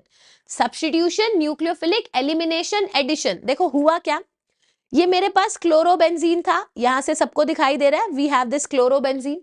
अब ये Cl निकलना चाह नहीं रहा था, मैंने इतना अच्छा बेस लिया, for example OH minus. OH minus ने इस एसिडिक प्रोटॉन को निकालने की कोशिश करी, ये पेयर ऑफ इलेक्ट्रॉन इधर आया और ये पेयर ऑफ इलेक्ट्रॉन लेकर के भाग गया। मतलब मेरे पास ऐसा लगा कि बेंजीन के अंदर एक ट्रिपल बॉन्ड आ चुका है, और जब भी बेंजीन के अंदर ट्रिपल बॉन्ड आ जाए, एल्कीन क्या बन जाता है, एल्काइन। तो बेंजीन क्या बन गया, बेंजाइन। समझ आया। बट ये बेंजाइन जो बना है ना, ये बहुत ही ज्यादा अनस्टेबल होता है। ऐसे डब्बे में मैं लिख देती हूँ, this is very very unstable. फटाक से इस पे वाटर का एडिशन कराएंगे, और जब वाटर एडिशन करेगा तो मेरे पास क्या हो जाएगा, फिनोल। मतलब अगर आप ये ऐसा प्रोसेस करा रहे हो तो जो रिएक्शन हो रही है वो बहुत ही खतरनाक और बहुत ही टफ रिएक्शन हो रही है। And the reaction is happening through the क्या कहते हैं, mechanism which is known as benzyne mechanism, which is generally formed by SNEA substitution nucleophilic elimination addition। ऐसा होता है। तो अब हमने कहा यार अगर इतना ज्यादा खर्चा आ रहा है फिनोल को बनाने में तो that means it is not the correct method. तो कुछ तो हल्का फुल्का काम करो, सस्ते में जुगाड़ करो। अब सस्ते में जुगाड़ करने के लिए now we are there with NCERT. अब मैं एनसीईआरटी अपने नोट सब कुछ यहाँ पर मिलाऊंगी और ये मैकेनिज्म्स, देखो मैकेनिज्म्स आपने कर लिए हैं, हैलो एल्केन्स चैप्टर में भी मैंने आपको ये मैकेनिज्म कराए हैं, क्या कहते हैं, एरोमेटिक हाइड्रोकार्बन्स में भी हमने ये डिस्कशन करी है। But now the important thing is कि आपको पता होना चाहिए कि चल क्या रहा है। देखो बच्चे मेरे पास है बेंजीन, क्या आपको बेंजीन नजर आ रहा है? बेंजीन के अंदर मैंने डाला ओलियम। अब ओलियम क्या होता है ये याद है ना, concentrated H2SO4 in the presence of SO3, fuming sulphuric acid जिसको हम H2S2O7 के नाम से भी जानते हैं। तो वो क्या बन जाएगा, वो बन जाएगा बेंजीन सल्फोनिक एसिड, बन गया बेंजीन सल्फोनिक एसिड। अब इस बेंजीन सल्फोनिक एसिड के अंदर जब आप बेस डालते हैं, जब आप OH माइनस डालेंगे और उसके बाद एसिडिफिकेशन करेंगे तो क्या बन जाएगा, सीधा फिनोल। तो सबसे पहले हुआ क्या था, यहां पर सोडियम सॉल्ट बनेगा, मतलब ये जो Na है, ये जो OH माइनस है, ये H प्लस को ले जाएगा, SO3 माइनस Na प्लस बनाएगा। फिर जब आप इसकी हाइड्रोलिसिस, फिर O माइनस Na प्लस बनाएगा, फिर एसिडिफिकेशन करते हैं, क्या बनाएगा, फिनोल। अब आप मानो या ना मानो, एक गाना गाने का मेरा मन कर रहा है, तू माने या ना माने दिलदारा असा तो तेनू रब, मतलब रब मनिया, मतलब गाने का मतलब ये है, पंजाबी गाना है कि तू मान या ना मान, हमने तेरे को रब माना है। ये मैं बारी बारी गाती रहती हूँ क्योंकि मैं बारी बारी एक चीज बोलती हूँ कि तुम मानो या ना मानो, ये बहुत बार तुम्हें PYQ में देखने को मिलेगा। तो you better not take it lightly. आपने बेंजीन की सल्फोनेशन करानी है, बेंजीन सल्फोनिक एसिड बनेगा, उसके बाद बेस डाल दो। जब बेस डाल दिया तो it will get converted into the sodium salt, like phenoxide ion, sodium phenoxide में कन्वर्ट हो जाएगा। फिर उसकी एसिडिफिकेशन कराते हैं और मेरे पास क्या बन जाएगा, फिनोल। चमक गया, क्लियर है, आगे बढ़िए। अब ये जो रिएक्शन है इसकी जो पूरी डिटेल है बच्चे वो हम यहाँ नहीं सीखेंगे, उसको सीखने के लिए you need to come to the chapter amines, क्योंकि ये अमीन्स का ही पार्ट है। अब मैं यहाँ पर इसका मैकेनिज्म नहीं करा सकती हूँ, आप फंस जाओगे। तो लेट अस डू दिस, ये वाला पार्ट मैं यूज यहाँ जरूर करूंगी बिकॉज अकॉर्डिंग टू एनसीईआरटी यहाँ पर दे रखा है, बट इसको समझेंगे हम अमीन्स चैप्टर में। देखो क्या होता है, मान लो बच्चे मैंने लिया नाइट्रोबेंजीन, ये तो हमें पता है, और नाइट्रोबेंजीन कैसे आएगा, बेंजीन की नाइट्रेशन कर दोगे नाइट्रोबेंजीन आएगा। अब उसके अंदर मैंने डाला टिन HCl, ये भी हमने, अच्छा ये अब शायद अब आप नया कर रहे हैं, नाइट्रोबेंजीन की रिडक्शन कराते हैं using tin HCl, metal in the presence of acid. तो मेटल क्या बनाएगा, सॉल्ट प्लस हाइड्रोजन, रिडक्शन हो जाएगी। तो मेरे पास नाइट्रोबेंजीन किस में कन्वर्ट हो गया, एनिलीन में। किस में कन्वर्ट हो जाता है, एनिलीन में। अब एनिलीन में बच्चे हम डालते हैं HNO2, nitrous acid, but the problem is कि नाइट्रस एसिड ऐसे एग्जिस्ट नहीं करता, इट इज अनस्टेबल, टूट जाता है। तो हम इस नाइट्रस एसिड को बनाना चाहते हैं। अब बनाना चाहते हैं तो हम सिस्टम के अंदर ही बना देते हैं। सिस्टम के अंदर अगर तुम कोई चीज बना रहे हो तो उसको बोलते हैं इन सिटू, कि सिस्टम के अंदर ही बना दिया। तो HNO2 बनाने के लिए हम क्या करते हैं, हम लेंगे NaNO2 in the presence of HCl। तो देखो ना, NaNO2 HCl की प्रेजेंस में क्या देगा, NaCl निकल जाएगा और मेरे पास क्या बन गया, HNO2। तो HNO2 डाला, मगर ये रिएक्शन, मतलब ये जो अदरवाइज अगर मुझे ये रिएक्शन करानी है ना, मुझे बहुत ठंडे टेम्परेचर में करानी पड़ती है, मुझे रिएक्शन करानी पड़ती है 0 to 5 डिग्री C में, ठीक है, 273 से लेके 298 केल्विन तक। अब मैम यहां से यहां जाने का हमें कुछ भी मैकेनिज्म समझ नहीं आया, आपको अभी के लिए नहीं समझना, आपको अमीन्स चैप्टर में मैं समझा दूंगी। एनिलीन की बच्चे जब हम नाइट्रस एसिड डालते हैं या NaNO2 HCl डालते हैं तो ये कन्वर्ट हो जाता है बेंजीन डाइजोनियम क्लोराइड, BDC। क्या लिखा है, बेंजीन डाइजोनियम क्लोराइड। अगर जिसको अभी भी ज्यादा दिक्कत हो रही है कि मैम दोबारा धीमे धीमे समझाओ, तो लो धीमे धीमे समझा देती हूँ। मेरे पास था बेंजीन, ओके, बेंजीन की मैंने कराई nitration, concentrated HNO3, concentrated H2SO4 की प्रेजेंस में, ये हाइड्रोकार्बन चैप्टर में मैंने पढ़ाया था। क्या बन गया, नाइट्रोबेंजीन बन गया। अब नाइट्रोबेंजीन में बच्चे आप टिन डालोगे HCl की प्रेजेंस में, ये किस में कन्वर्ट हो जाएगा, ये कन्वर्ट हो जाएगा एनिलीन में। किसमें, एनिलीन में। अब आपने एनिलीन के अंदर क्या डालना है, NaNO2 HCl डालेंगे या या फिर बुक्स में लिखा होता है डायरेक्टली HNO2 डाल दो। HNO2 को ही दूसरे नाम से होनो बोलते हैं, HNO2 it is written as होनो, but remember the temperature is 0 to 5 degree C, यानी कि हीट कर दिया, हीट करोगे कोई रिएक्शन नहीं होगी, 0 to 5 डिग्री सी पे रिएक्शन होती है, ये कन्वर्ट हो जाएगा बच्चे, इसको बोलते हैं बेंजीन डाइजोनियम और यहां पर क्लोराइड, इसका क्या नाम होता है, BDC, बेंजीन डाइजोनियम क्लोराइड। अब तुम सोचो, जैसे ही नाइट्रोजन के ऊपर पॉजिटिव आ गया वो वहां से भागने की कोशिश करेगा ना, तो अगर अब तुमने इसके अंदर नन्ना सा भी पानी डाल दिया ना, सिर्फ ऐसे वो जिससे गरारे करते हैं, लूक वार्म वाटर है ना, वो गुलगुला नहीं क्या बोलते हैं उसको, बुलबुला पानी, गुनगुना पानी, अब ये जो गुनगुना पानी भी डाल दिया ना, वो जाकर के यहाँ अटैक करेगा और नाइट्रोजन यहाँ से भाग लेगा। क्यों? क्योंकि नाइट्रोजन अपने ऊपर पॉजिटिव बर्दाश्त कर नहीं सकता, तो जब नाइट्रोजन यहाँ से भाग लिया, मेरे पास क्या बन जाएगा, phenol. So now this reaction takes place quickly, so this is also one of the method for the preparation of phenol. तो स्टार्ट किया मैंने कौन से चैप्टर से, हाइड्रोकार्बन से, फिर हम आगे कौन से चैप्टर में, लास्ट वाले अमीन्स में, फिर नाइट्रो की रिडक्शन करी, एनिलीन बन गया, इसके अंदर NaNO2 HCl 0 to 5 डिग्री सी में डाला, बेंजीन डाइजोनियम क्लोराइड बन गया, अब बेंजीन डाइजोनियम क्लोराइड में पानी डाल दिया, क्या बन गया, फिनोल। तो 3 चैप्टर्स को कनेक्ट करके ये हमारा एक सवाल बनाते हैं। तो आई होप अब ये सवाल सभी बच्चों को अच्छे से क्लियर हो गया, देखो यहाँ पे फिनोल बन गया, ठीक है। सो ये basically this is not a part of alcohol chapter, this is a part of amines chapter, but since बना तो हम फिनोल रहे हैं, इसीलिए इसको यहां पर स्टडी करना जरूरी हो जाता है, ठीक है। Okay, now one core thing which is a part of alcohol phenol ether chapter, जो कोर NCERT में भी दे रखा है बच्चे, ये है प्रिपरेशन ऑफ फिनोल। इसका कोई नाम नहीं है, बट मेथड बहुत इंपॉर्टेंट है बच्चे। देखो बेंजीन पे, ये बेंजीन है और आपको नजर आ रहा है मैंने बेंजीन पे V बना रखा है, बेंजीन पे V, विक्ट्री, इसको बोलते हैं आइसोप्रोपाइल, है ना, ये आइसोप्रोपाइल ही तो है, दिस इज आइसोप्रोपाइल बेंजीन। जब आइसोप्रोपाइल बेंजीन आपने लिया, आइसोप्रोपाइल बेंजीन का दूसरा नाम है बच्चे क्यूमीन, क्या नाम है इसका, क्यूमीन, ये याद रखना है। हमने क्या किया, हमने इसके अंदर ऑक्सीजन डाला सनलाइट की प्रेजेंस में, तो सनलाइट की प्रेजेंस में ऑक्सीजन हमने डाला है, तो होगा क्या, ध्यान से देखो, ये मेरे पास CH3 है, ये मेरे पास CH3 है और एक यहाँ पर H है, तो सनलाइट की प्रेजेंस में होगा क्या, ये CH बॉन्ड टूट जाता है और इसके अंदर ऑक्सीजन अपनी जगह बना लेता है, एक परऑक्साइड बॉन्ड बन जाता है। क्या आपको नजर आ रहा है, ये देखो, ये अभी भी CH3 है, ये अभी भी CH3 है, मगर जो C पे H था, now it has been converted to COOH, इसको बोलते हैं बच्चे क्यूमीन हाइड्रोपरऑक्साइड, नाम याद रखना है, क्या बोलते हैं इसको, क्यूमीन हाइड्रोपरऑक्साइड। अब जब मेरे पास क्यूमीन हाइड्रोपरऑक्साइड बन गया, अब आप इसकी एसिडिफिकेशन करो, इसकी एसिडिफिकेशन कर दी, देखो क्या होगा, अब मैं आपको शॉर्टकट सिखाती हूँ।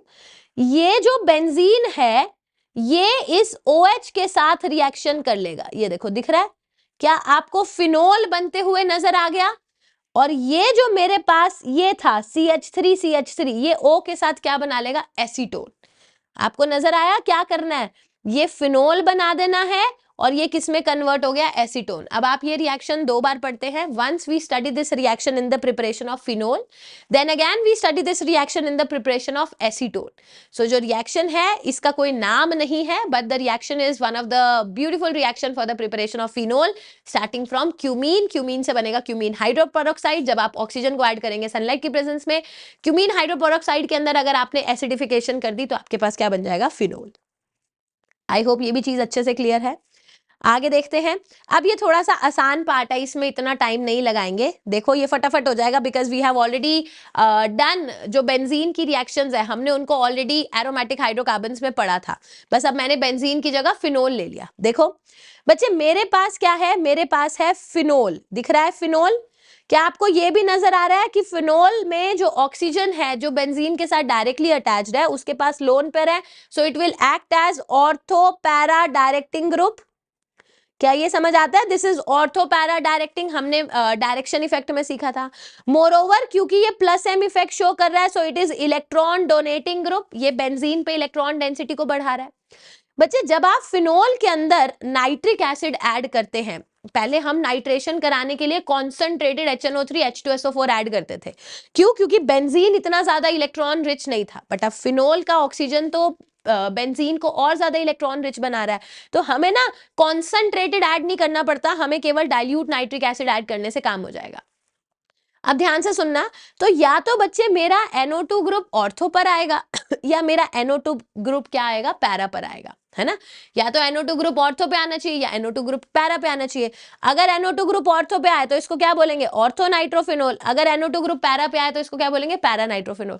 अब इतने तो तुम नन्हे मुन्ने हो नहीं कि तुम्हें पता नहीं है। क्या ये आपने केमिकल बॉन्डिंग में मेरे से सीखा था कि यहाँ पर एक ही मॉलिक्यूल के बीच में हाइड्रोजन बॉन्डिंग हो रही है, इस हाइड्रोजन बॉन्डिंग को क्या नाम देते हैं, इंट्रामॉलिक्यूलर हाइड्रोजन बॉन्डिंग। और जब यहाँ दो अलग अलग मॉलिक्यूल्स के बीच में हाइड्रोजन बॉन्डिंग होगी, इस हाइड्रोजन बॉन्डिंग को क्या नाम देंगे, इंटरमॉलिक्यूलर हाइड्रोजन बॉन्डिंग।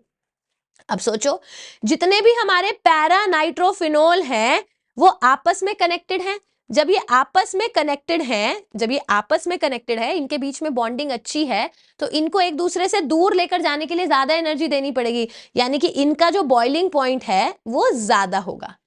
जबकि जो इंट्रामॉलिक्यूलर हाइड्रोजन बॉन्डिंग है, इन सभी के अंदर अपने अपने अपने अपने अंदर हाइड्रोजन बॉन्डिंग हो रही है, तो आपस में तो ये कनेक्टेड है ही नहीं। और अगर ये आपस में कनेक्टेड नहीं है तो इनके बीच में प्यार मोहब्बत है नहीं, तो बहुत कम टेम्परेचर देना पड़ेगा और ये उड़ जाएंगे। यानी कि इनकी वॉलेटाइल नेचर ज्यादा होगी, और वॉलेटाइल नेचर ज्यादा होने की वजह से ये स्टीम से भी उड़ जाते हैं। इनको क्या बोलते हैं, steam volatile. So ortho nitrophenol are steam volatile, whereas para nitrophenol are not steam volatile. इनकी वॉलेटाइल नेचर ज्यादा है, दीज आर मोर वॉलेटाइल, और इनकी जो वॉलेटाइल नेचर है वो कम है। वॉल्यूम नहीं, वॉलेटाइल नेचर कम है। समझ आ गया, हैप्पी, कर लिया यहां तक। आगे देखिए, अच्छा मैम, तो अगर आपने फिनोल की नाइट्रेशन आसानी से कराई है, तो क्या फिनोल की सल्फोनेशन भी आसान हो जाएगी? हो जाएगी। देखो, फिनोल के अंदर अदरवाइज बेंजीन के अंदर क्या डालना पड़ता था, ओलियम डालना पड़ता था, तो जाके सल्फोनेशन होती थी। फिनोल के अंदर आप डायरेक्टली कॉन्सेंट्रेटेड H2SO4 डाल लो, या तो SO3H ऑर्थो पे आ जाएगा या SO3H किस पे आ जाएगा, पैरा पे। इसका भी कोई ऐसा सवाल नहीं आता, ये सवाल आता है। ये जो अब डब्बे में लिखा है ना मैंने, ये बड़ा इंपॉर्टेंट सवाल है, समझेंगे। और ये एनसीईआरटी में थोड़ा सा दे नहीं रखा डिटेल में, तो मैं आपको डिटेल में समझाने की कोशिश करूंगी, ध्यान से सुनिएगा। बच्चे देखो, ये मेरा फिनोल है, ठीक है। जब मैंने फिनोल के अंदर कॉन्सेंट्रेटेड नाइट्रिक एसिड डाला, अब मेरी बात को ध्यान से समझेंगे। फिनोल के अंदर कॉन्सेंट्रेटेड नाइट्रिक एसिड डाला, और अगर आप एनसीईआरटी खोलते हैं, जो अभी यहां पर तो मैं नहीं खोलूंगी, बट देखो क्या दे रखा है एनसीईआरटी में। एनसीईआरटी कहती है कि ये आपने फिनोल लिया, फिनोल के अंदर जब आप कॉन्सेंट्रेटेड नाइट्रिक एसिड डालेंगे, डाइल्यूट नाइट्रिक एसिड डाला था तो या ऑर्थो पे आएगा या पैरा पे आएगा, बट जब आप कॉन्सेंट्रेटेड नाइट्रिक एसिड डालेंगे, भाई तुमने बहुत सारा नाइट्रिक एसिड डाल दिया, और moreover phenol already electron donating group है, OH, ऑलरेडी बेंजीन रिंग काफी इलेक्ट्रॉन रिच है, तो पता होगा क्या, नाइट्रो ग्रुप ऑर्थो पे भी आ जाएगा, पैरा पे भी आ जाएगा, ऑर्थो पे भी आ जाएगा, और मेरे पास क्या बन जाएगा, मेरे पास बनेगा 2,4,6 ट्राई नाइट्रोफिनोल, जिसको हम क्या बोलते हैं, this is known as picric acid. इसको बोलते हैं पिक्रिक एसिड, 2,4,6 ट्राई नाइट्रोफिनोल। ठीक है, ये एनसीईआरटी में दे रखा है, बट पता है प्रॉब्लम क्या होती है, ये जो डायरेक्टली चीज एनसीईआरटी में गिवन है और जो पेपर में पूछते भी हैं, तो आपको यही का यही लिखकर आना है कि फिनोल की कॉन्सेंट्रेटेड नाइट्रिक एसिड के साथ रिएक्शन करेंगे, क्या बनेगा, 2,4,6 ट्राई नाइट्रोफिनोल बनेगा।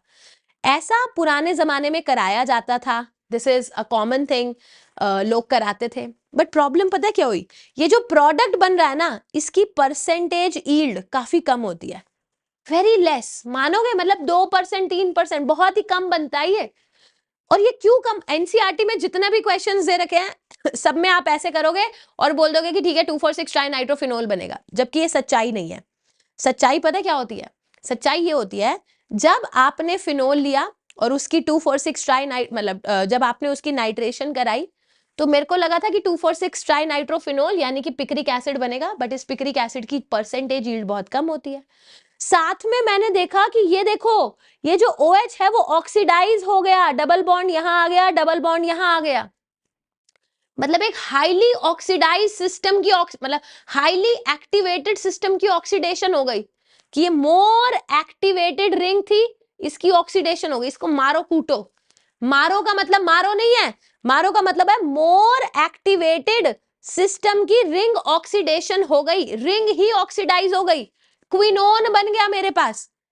तो हम ऐसे डायरेक्टली नाइट्रिक एसिड नहीं कराते रिएक्शन, हम क्या करते हैं, हम ना पहले सल्फोनेशन कराते हैं। जब आपने सल्फोनेशन कराया तो आप देखेंगे कि OH तो है ही है, मेरे ऑर्थो और पैरा पोजीशन पे SO3H आ जाएगा। एक बार जब ऑर्थो और पैरा पोजीशन पे SO3H आ गया, अब SO3H क्या है? These are electron withdrawing group, these are electron withdrawing group. तो इन्होंने क्या किया, इन्होंने जो बेंजीन की इलेक्ट्रॉन डेंसिटी थी उसको थोड़ा सा कम कर दिया। अब जो पहले OH इतना एक्साइटेड हो रखा था कि ये मेरी ऑक्सीडाइज, समझ रहे हो, पहले कितना चंटपना कर रहा था कि इतना दे दिया इतना दे दिया, अब बेचारा खत्म हो गया। अब इसका इतना ज्यादा हाईली एक्टिवेटेड इफेक्ट ये शो नहीं करेगा। अब आप नाइट्रेशन कराओगे ना, तो नाइट्रेशन कराएंगे, यहाँ NO2 आ जाएगा, यहाँ भी SO3H को हटा करके धक्के मार के NO2 आ जाएगा, इवन ऑर्थो पे भी NO2 आ जाएगा। सो ये है पिक्रिक एसिड 2,4,6 ट्राइनाइट्रोफिनोल, येलो कलर का होता है। और ये पता है ये एनसीईआरटी में दे रखा है, बट ऐसे नहीं दे रखा। एनसीईआरटी में लिखा हुआ है कि एनसीईआरटी में ये रिएक्शन लिख रखे है जो अभी मैंने आपको अगले पन्ने पे सिखाई ना, this is the reaction which is given in NCERT, और नीचे उन्होंने दे रखा है nowadays 2,4,6 trinitrophenol picric acid is basically prepared by first reacting phenol with concentrated H2SO4 which will form 2 and 4 position पे डाइसल्फोफिनोल एंड मतलब क्या कहते हैं 2 और 4 पे डाइसल्फो आ जाएंगे and can you guess why so, question mark. मतलब ऐसे 2 लाइनों में इन्होंने दे दिया, जबकि this is a very good thing कि भाई आराम से कराओगे तो रिएक्शन की परसेंटेज यील्ड बड़ी कम आती है। अब जब इन्होंने दे रखा है तो ये आराम से पेपर में सवाल तो पूछेंगे ही ना, फिर बनते नहीं है। तो इसीलिए डिटेल में जाना जरूरी है, इसीलिए ओनली रीडिंग एनसीईआरटी से जेईई नीट के सवाल नहीं बनते हैं। ठीक है, तो आपको समझना पड़ेगा, या तो वहां पूरी समझ आ रही हो, ये पूरी कहानी पता हो तुम्हें, बट वो अब एनसीईआरटी में इतना दे नहीं रखा कि तुम्हें कहानी पता चल जाएगी, तो वहां पे टीचर की जरूरत होती है कि टीचर बता दे कि भाई क्या लिखा हुआ और क्यों लिखा हुआ है। ठीक है, आगे देखो, आगे अब हम बढ़ते हैं बच्चे। मेरे पास है फिनोल, और अगर मैंने फिनोल को, अब ध्यान से देख लो, बिना देखे करते हैं और फिर गलत कराते हैं बच्चे। जब तुम फिनोल के अंदर ब्रोमीन डालते हो carbon disulphide non polar solvent की प्रेजेंस में, तो या तो Br ऑर्थो पर आ जाएगा या Br पैरा पर आ जाएगा। Br will genuinely come more at para position, क्यों? बिकॉज स्टेरिक हिंड्रेंस कम है। मगर अगर तुमने फिनोल की रिएक्शन ब्रोमीन वाटर के साथ कराई, सुनो ना, बेंजीन की रिएक्शन के लिए ब्रोमीन Fe की प्रेजेंस में करानी पड़ती थी या AlCl3 की प्रेजेंस में करानी पड़ती थी, क्यों? क्योंकि वो इतना इलेक्ट्रॉन रिच नहीं था। फिनोल की रिएक्शन के लिए केवल ब्रोमीन ले लो नॉन पोलर सॉल्वेंट CS2 में, तो या तो ऑर्थो या पैरा पर आ जाएगा। बट अगर तुमने ब्रोमीन वाटर ले लिया, अगेन तुमने मीडियम भी पोलर ले लिया, पहले ही फिनोल इतना हाईली एक्टिवेटेड सिस्टम है, तो इस केस में बच्चे जो आपके पास Br आएगा वो ऑर्थो ऑर्थो पैरा, मतलब तीनों पोजीशंस पर आ जाएगा। मेरे पास बनेगा 2,4,6 ट्राइब्रोमोफिनोल का व्हाइट पीपीटी बनता है। Most repeated question in are JEE का पेपर, 2,4,6 ट्राइब्रोमोफिनोल। चमक गया है, सभी को अच्छे से क्लियर है? This is all done. अब सेकंड पन्ने में 2 हमारी नेम रिएक्शंस हैं, अभी टाइम लगेगा, ठीक है, ऐसा नहीं है कि फटाफट खत्म कर लेंगे, धीमे धीमे पढ़ेंगे बट अच्छे से करेंगे, कुछ भी टॉपिक छूटेगा नहीं बच्चे। एक हमारी नेम रिएक्शन है and this is very very important name reaction. आजकल मैच द फॉलोइंग के थ्रू पता नहीं कैसे कैसे करके ये बारी बारी ये सवाल पूछते हैं बच्चे। इस रिएक्शन का नाम है कॉल्बे श्मिट रिएक्शन। श्मिट भी बोल सकते हो, श्मिट भी बोल सकते हो, प्रोनाउंसिएशन मेरे को ज्यादा नहीं पता। कॉल्बे श्मिट रिएक्शन क्या होती है, ध्यान से समझेंगे। अगेन ये एक पर्टिकुलर ऐसा रिएक्शन है जिसका मैकेनिज्म इंपॉर्टेंट है, but this mechanism is important basically for दो स्टूडेंट्स जो अभी इस पोजीशन पे बहुत अच्छा स्कोर कर रहे हैं मॉक टेस्ट में, एंड जो बहुत अच्छा टारगेट कर रहे हैं। मतलब टारगेट तो देखो सभी बच्चे अच्छा करते हैं जेन्युइनली, बट अभी जो आपकी सिचुएशन है, अगर आपको लग रहा है कि भाई अभी तो मैम मेरे 100-150 ही नंबर पार नहीं हो रहे हैं, इससे ज्यादा तो मैं कैसे करूं, तो तब आपको मतलब until and unless you are getting 120-130 का स्कोर, आपको ये कॉल्बे श्मिट रिएक्शन का मैकेनिज्म नहीं करना। क्योंकि अगर क्वेश्चन आएगा मैकेनिज्म वाला तो अच्छे दिमाग वाला आएगा, तो वो वही बच्चा कर सकता है जिसने डिटेल में पढ़ी ऑर्गेनिक। अदरवाइज अगर नॉर्मल क्वेश्चन आ जाता है, जैसे कई बार आ जाता है कि मैच करके बताओ, ठीक है, कई बार आ जाता है कि बताओ ये रिएजेंट अगर ये सबस्ट्रेट लिया तो प्रोडक्ट क्या बनेगा, ठीक है, तो आपको ये आना चाहिए। कॉल्बे श्मिट रिएक्शन क्या कहता है बच्चे, हम लेते हैं फिनोल, फिनोल फिनोल में लिया आपने बेस OH- और दूसरे नंबर पे लिया आपने कार्बन डाइऑक्साइड। फिनोल में बेस डाला OH- और फिर डाला कार्बन डाइऑक्साइड। तो आप देखेंगे कि फिनोल का OH तो OH ही रहा, या तो मेरा COH पैरा पोजीशन पर आ जाएगा या मेरा COH क्या आ जाएगा, ऑर्थो पोजीशन पे।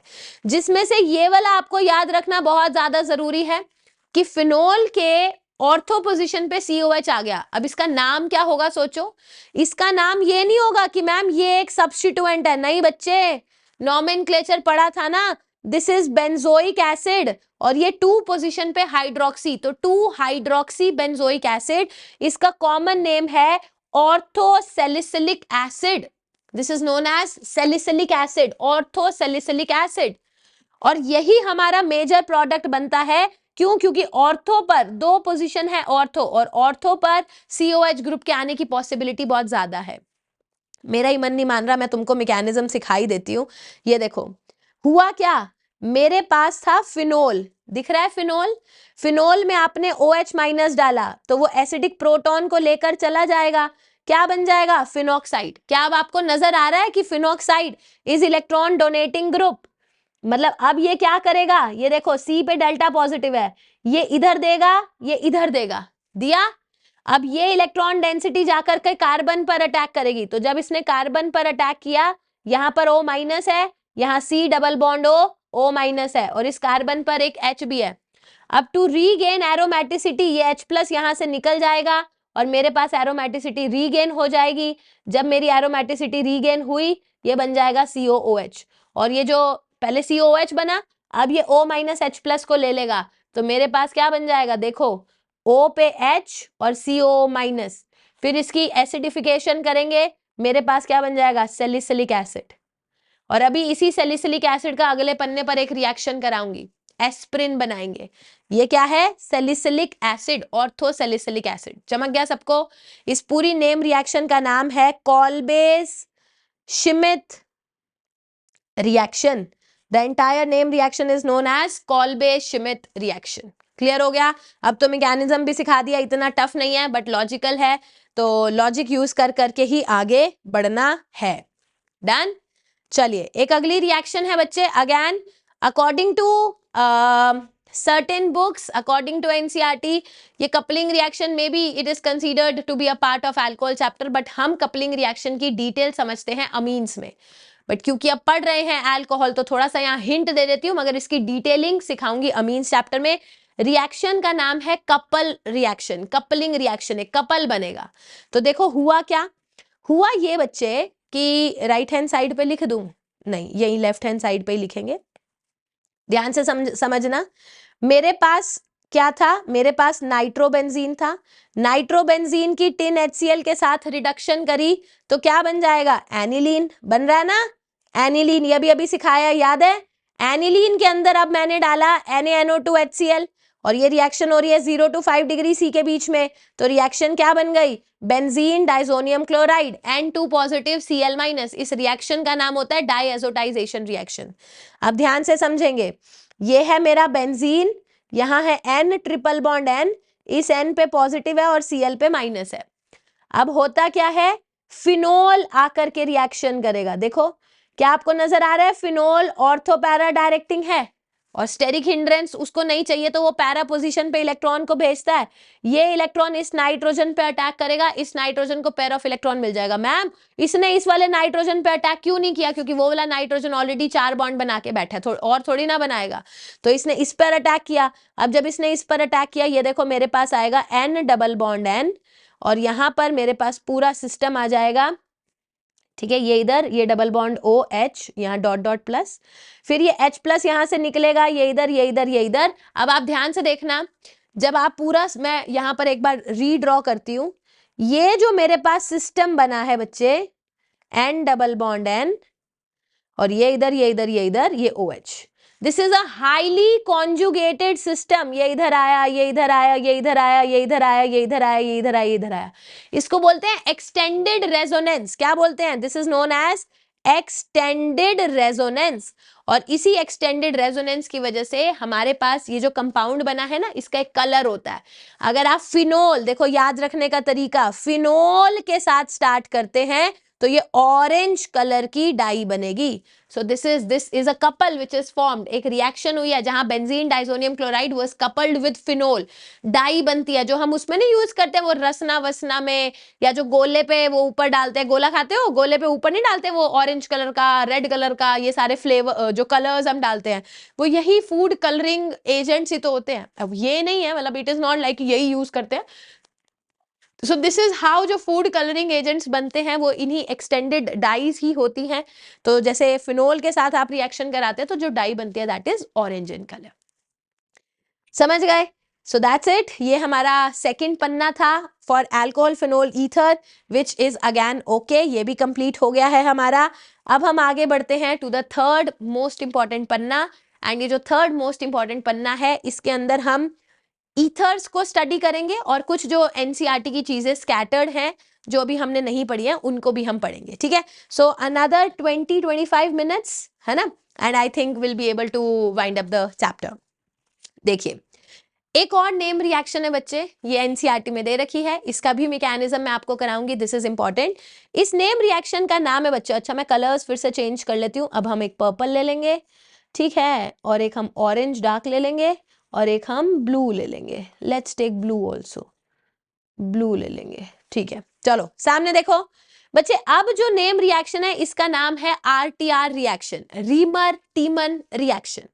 रीमन टीमन रिएक्शन में क्या होता है देखो, हमारे पास बच्चे फिनोल है, क्या आपको नजर आ रहा है? We have phenol. फिनोल के अंदर हम डालते हैं chloroform in the presence of base और फिर हम इसकी एसिडिफिकेशन करेंगे. अभी मैंने आपको क्या सिखाया था, ये क्यों डाला अभी समझ आ जाएगा, अभी मैकेनिज्म करा दूंगी. बट इससे पहले मैंने आपको एक रिएक्शन कराई थी, उसके अंदर याद है फिनोल के ऑर्थो पोजीशन पे COH आ रहा था जिसको सैलिसिलिक एसिड कहा था, या OH के ऑर्थो पे CHO आएगा या फिर OH के पैरा पे CHO आएगा और इसको बोलेंगे ऑर्थो सैलिसल्डिहाइड. वो था सैलिसिलिक एसिड, ये है सैलिसल्डिहाइड. हुआ क्या मैम? हमको तो कुछ भी पल्ले नहीं पड़ा, अब आपको पल्ले पड़ेगा. देखिए बच्चे मेरे पास क्या था? फिनोल. ठीक है, फिनोल में जब हमने OH माइनस डाला तो हमारी क्या बन गई रिएक्शन में? फिनॉक्साइड. क्या बन गया? फिनॉक्साइड बना. मेरे पास था क्लोरोफॉर्म. दिस इज क्लोरोफॉर्म जिसको सुंघा करके बेहोश कर दिया जाता है. क्लोरोफॉर्म का जो ये वाला हाइड्रोजन है वो एसिडिक होता है, ये भी हमने GOC में सीखा था. तो OH आकर के इस एसिडिक प्रोटॉन को ले जाता है. मेरे पास क्या बन जाएगा? CCl3 माइनस बना लिया हमने. अब C के ऊपर माइनस क्लोरीन से बर्दाश्त नहीं हुआ कि मेरे होते हुए कार्बन के ऊपर नेगेटिव कैसे आया, तो क्लोरीन अपना पेयर ऑफ इलेक्ट्रॉन लेकर के चला गया. मेरे पास क्या बन गया? DCC. इसको बोलते हैं डाई क्लोरोकार्बीन, DCC. अगर आप बड़े ध्यान से देखेंगे ये जो डाई क्लोरोकार्बीन है इसके पास केवल 6 इलेक्ट्रॉन्स है वैलेंस शेल में. तो भले वो लोन पेयर की तरह नजर आ रहा है, ये जो पेयर ऑफ इलेक्ट्रॉन है ना, भले तुम्हें लोन पेयर की तरह नजर आ रहा है, बट ऐसा नहीं है कि this is electron rich, it just has 6 electrons in the valence shell. तो ये तो भिखारी है, दिस इज इलेक्ट्रॉन डेफिशिएंट. तो होगा क्या? Since it is electron deficient ये यहाँ पर मुंह बना के खड़ा हो जाएगा, कोई तो मेरे को इलेक्ट्रॉन दे दो, मैं बहुत सैड हूं. फिनॉक्साइड ने कहा तू टेंशन मत ले मैं ऑर्थो पोजीशन के कार्बन को कहता हूं तेरे पे अटैक करे. तो ऑर्थो पोजीशन वाला कार्बन चला गया अटैक करने, तो यहाँ डबल बॉन्ड बन गया. यहाँ एक ऑलरेडी H तो था ही था और यहाँ पर क्या आएगा? CCl. और अब इसके पास एक नेगेटिव, एक पेयर ऑफ इलेक्ट्रॉन था तो अब इसकी वजह से एक नेगेटिव दिखने लग जाएगा. अब इसने H+ को गेन कर लिया. जब इसने H+ को गेन किया तो ये डबल बॉन्ड हो, यहाँ माइनस है, यहाँ CHCl2 है.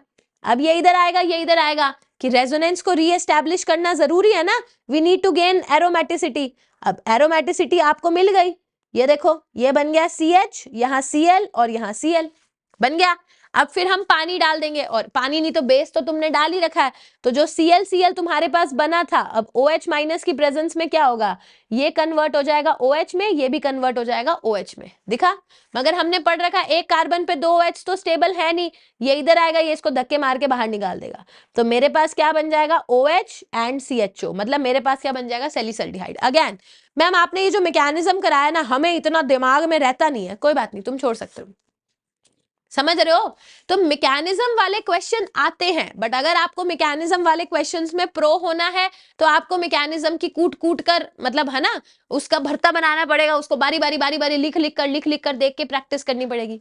बट मैं ये भी बोल रही हूँ कि पेपर में ऐसे भी क्वेश्चन आते हैं जहां तुम्हें मैकेनिज्म ना भी, मतलब अब वो तुम्हारी किस्मत भी हो सकती है, और ऐसा होता भी है कि ये रीमर टीमर रिएक्शन का पेपर में सवाल आ रहा है और ऐसा सवाल आ रहा है जिसका कोई मैकेनिज्म रिक्वायर्ड नहीं है, और आप वो छोड़कर चले गए थे। क्यों छोड़कर चले गए थे? क्योंकि आपको तो मैकेनिज्म से डर लगा था। तो इसीलिए जितने भी नेम रिएक्शंस मैं आपको करा रही हूँ, वो नेम रिएक्शंस आपको छोड़ने नहीं है, भले उनका मैकेनिज्म ना कर जाओ, बट ये नेम रिएक्शन आपको आनी चाहिए, क्योंकि यहां से सवाल पेपर में बनते हैं। डन है? चलो आगे बढ़े। अब देखो ओके तो बच्चे ये सारी चीजें थी जो मैंने अभी आपको कराई, और इतने में मैंने अल्कोहल एंड फिनोल कंप्लीट किया है। अब मेरे पास जो अगला टॉपिक है बच्चे, उसका नाम है ईथर। बट ईथर को करने से पहले कुछ कुछ चीजें जो एनसीईआरटी में गिवन है, जो पेपर में आ जाती है, वो मैं यहाँ पर आपको बताना चाहूंगी। ये देखो, ये फिनोल है, अभी अभी हमने फिनोल किया। फिनोल के अंदर बच्चे जब भी आप जिंक डालेंगे, तो जिंक क्या है? मेटल।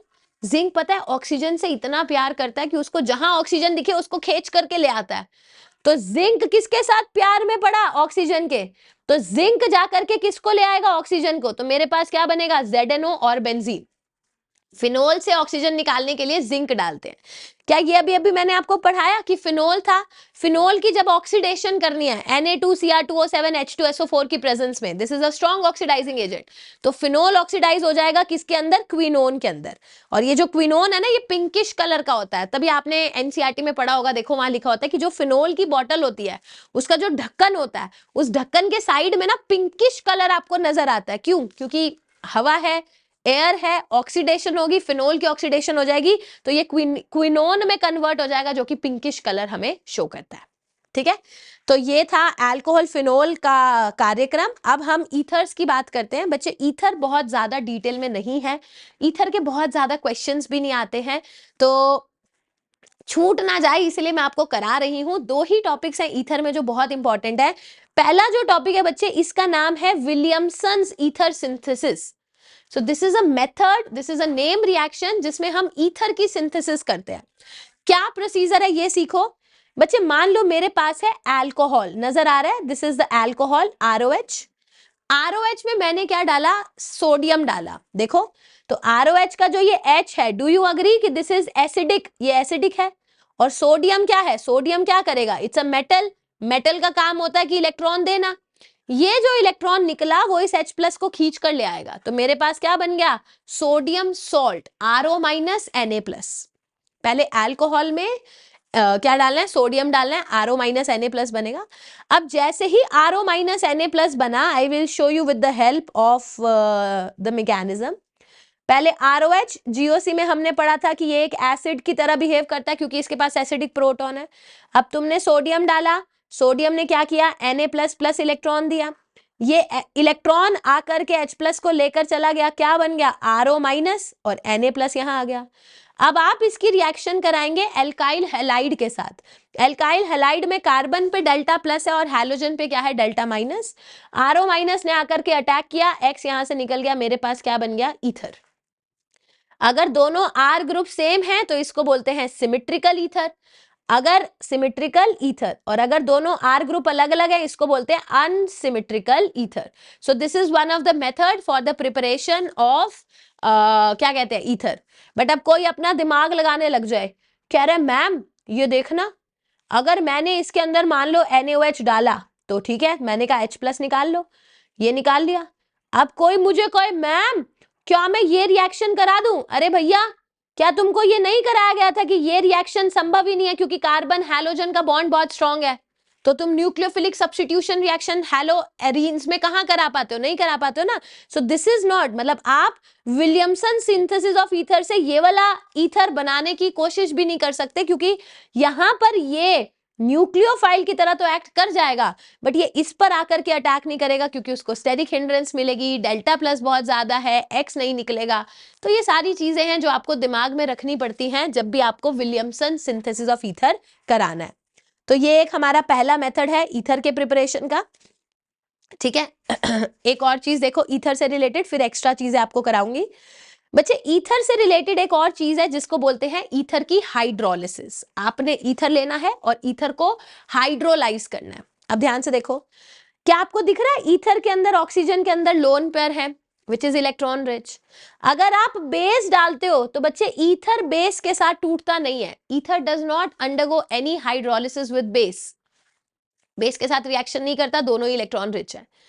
अगर मुझे ईथर की हाइड्रोलिसिस करानी है, पानी पीन दो फिर पढ़ाती हूं।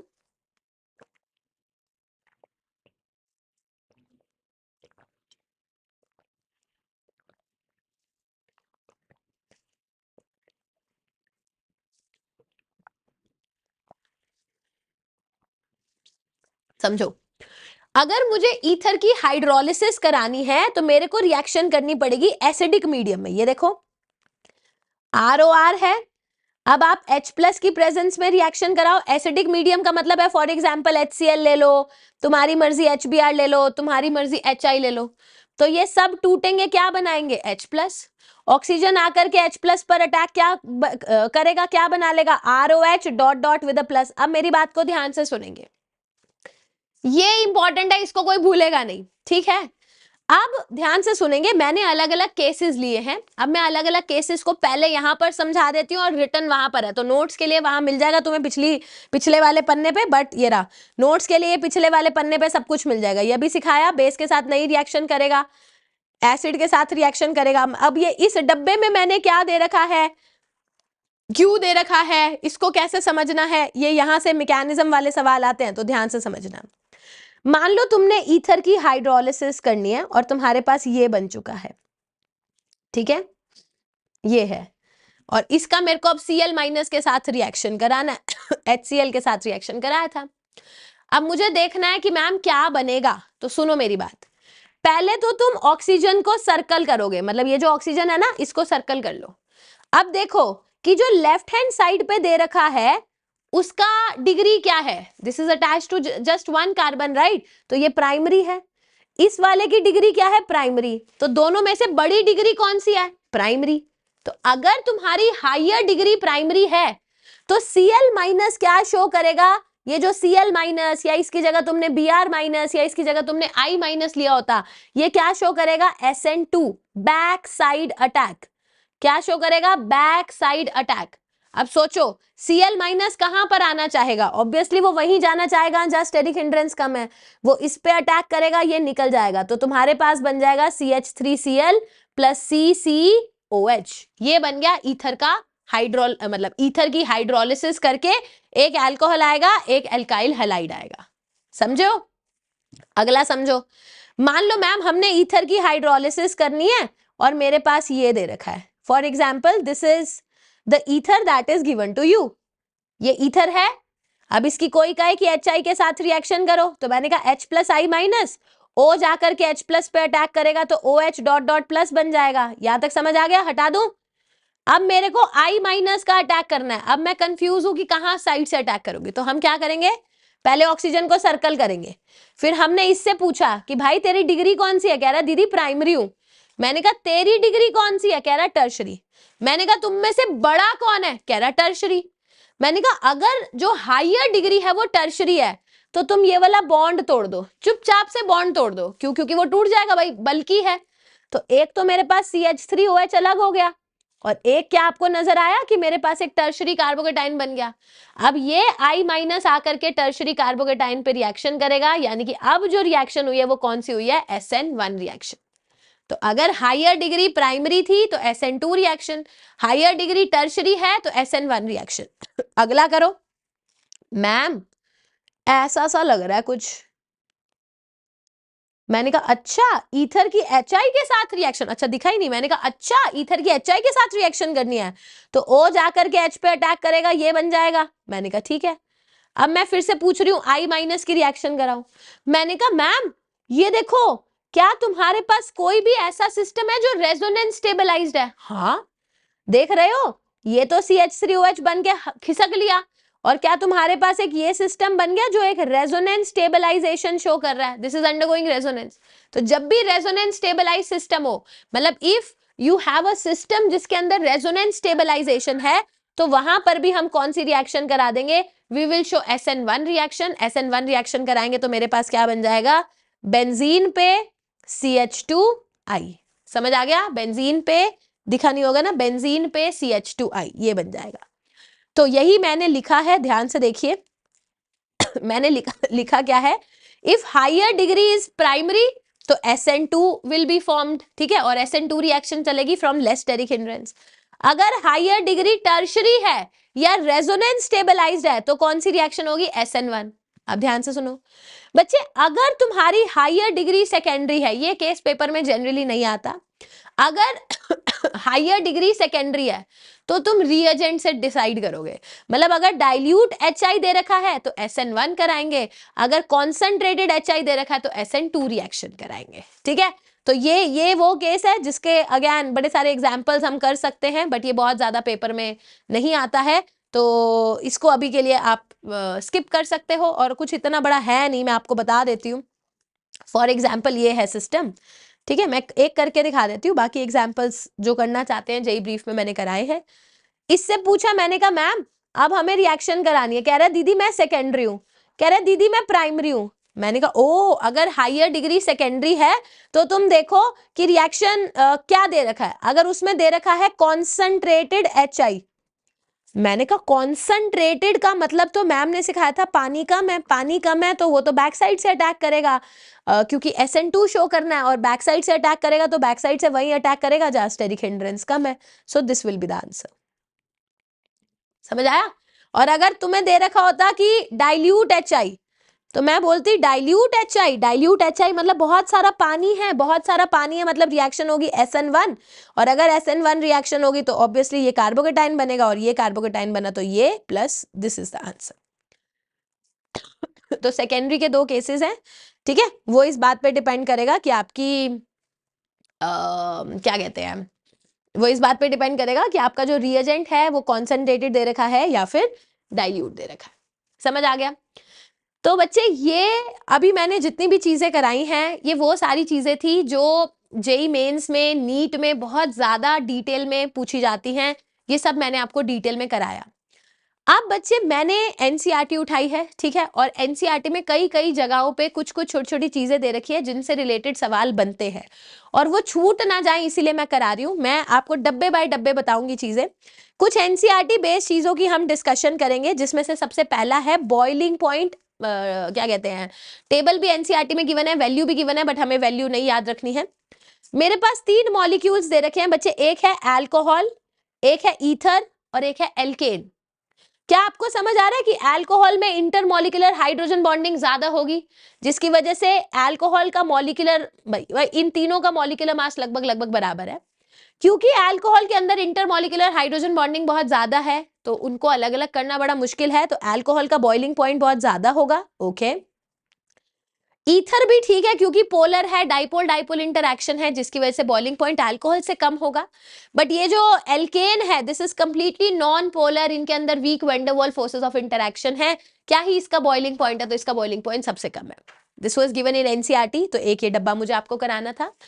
अगली चीज बच्चे ये एनसीईआरटी में दे रखी है, और मैं ये नहीं कह रही कि I will not teach you this thing, but I will be teaching you. मैं जिस हिसाब से ऑर्गेनिक पढ़ाती हूँ, I generally teach this thing in the next chapter which is aldehyde ketones carboxylic acid. But अब होगा ये कि अगर आप ये वाला माइंड मैप देखोगे उसके बाद आप एनसीईआरटी पढ़ोगे तो आपको लगेगा यार काफी सारी चीजें मिसिंग हैं, तो वो फील आपको ना आए और कोई क्वेश्चन आपका अल्कोहल का ना छूटे, इसीलिए मैं यहाँ पे करा रही हूँ। बट अगैन बच्चे बिलीव मी, थोड़ा सा मेरे पे ट्रस्ट रखो और पेशेंस रखो। ये टॉपिक, ये जो ये टॉपिक है ना, ये topic basically aldehyde ketone carboxylic acid का है, इसको वहीं पर पढ़ेंगे तभी मजा आएगा, बट छूटे ना, इसीलिए मैं आपको करा भी देती हूँ। देखो एल्डिहाइड, अभी हमने अल्कोहल की प्रिपरेशन करी थी from the chapter alkenes, alkene की हाइड्रेशन करी थी, ओएमडीएम किया था, हबो किया था। एल्डिहाइड्स की भी रिडक्शन करके हम अल्कोहल बना सकते हैं। देखो वी हैव एल्डिहाइड, देखो वी हैव एल्डिहाइड, एल्डिहाइड में जब आपने हाइड्रोजन डाला पैलेडियम की प्रेजेंस में, which is a good reducing agent, तो ये किस में कन्वर्ट हो जाएगा, अल्कोहल। मान लो मेरे पास एक कीटोन था, कीटोन के अंदर हाइड्रोजन पैलेडियम डाला तो ये सी डबल बॉन्ड हो किस में कन्वर्ट हो जाएगा, CHOH में, so I will be getting a secondary alcohol. मान लो मेरे पास कार्बोक्सिलिक एसिड है, देखो कार्बोक्सिलिक एसिड की हाइड्रोजन पैलेडियम के साथ रिएक्शन नहीं हो पाती है, वो नहीं रिड्यूस कर पाता, इसके लिए हम स्पेशल रिएजेंट यूज करते हैं which is LiAlH4, lithium aluminium hydride. ये कार्बोक्सिलिक एसिड को किसमें कन्वर्ट कर देगा, अल्कोहल में। अब आपके मन में आ रहा होगा ना NaBH4 नहीं करेगा, B2H6 नहीं करेगा, इसीलिए कह रही थी कि ये टॉपिक एल्डिहाइड्स का है, वहां पर पढ़ेंगे, बट जितना एनसीईआरटी में दे रखा है उतना यहां पर कवर कर लो।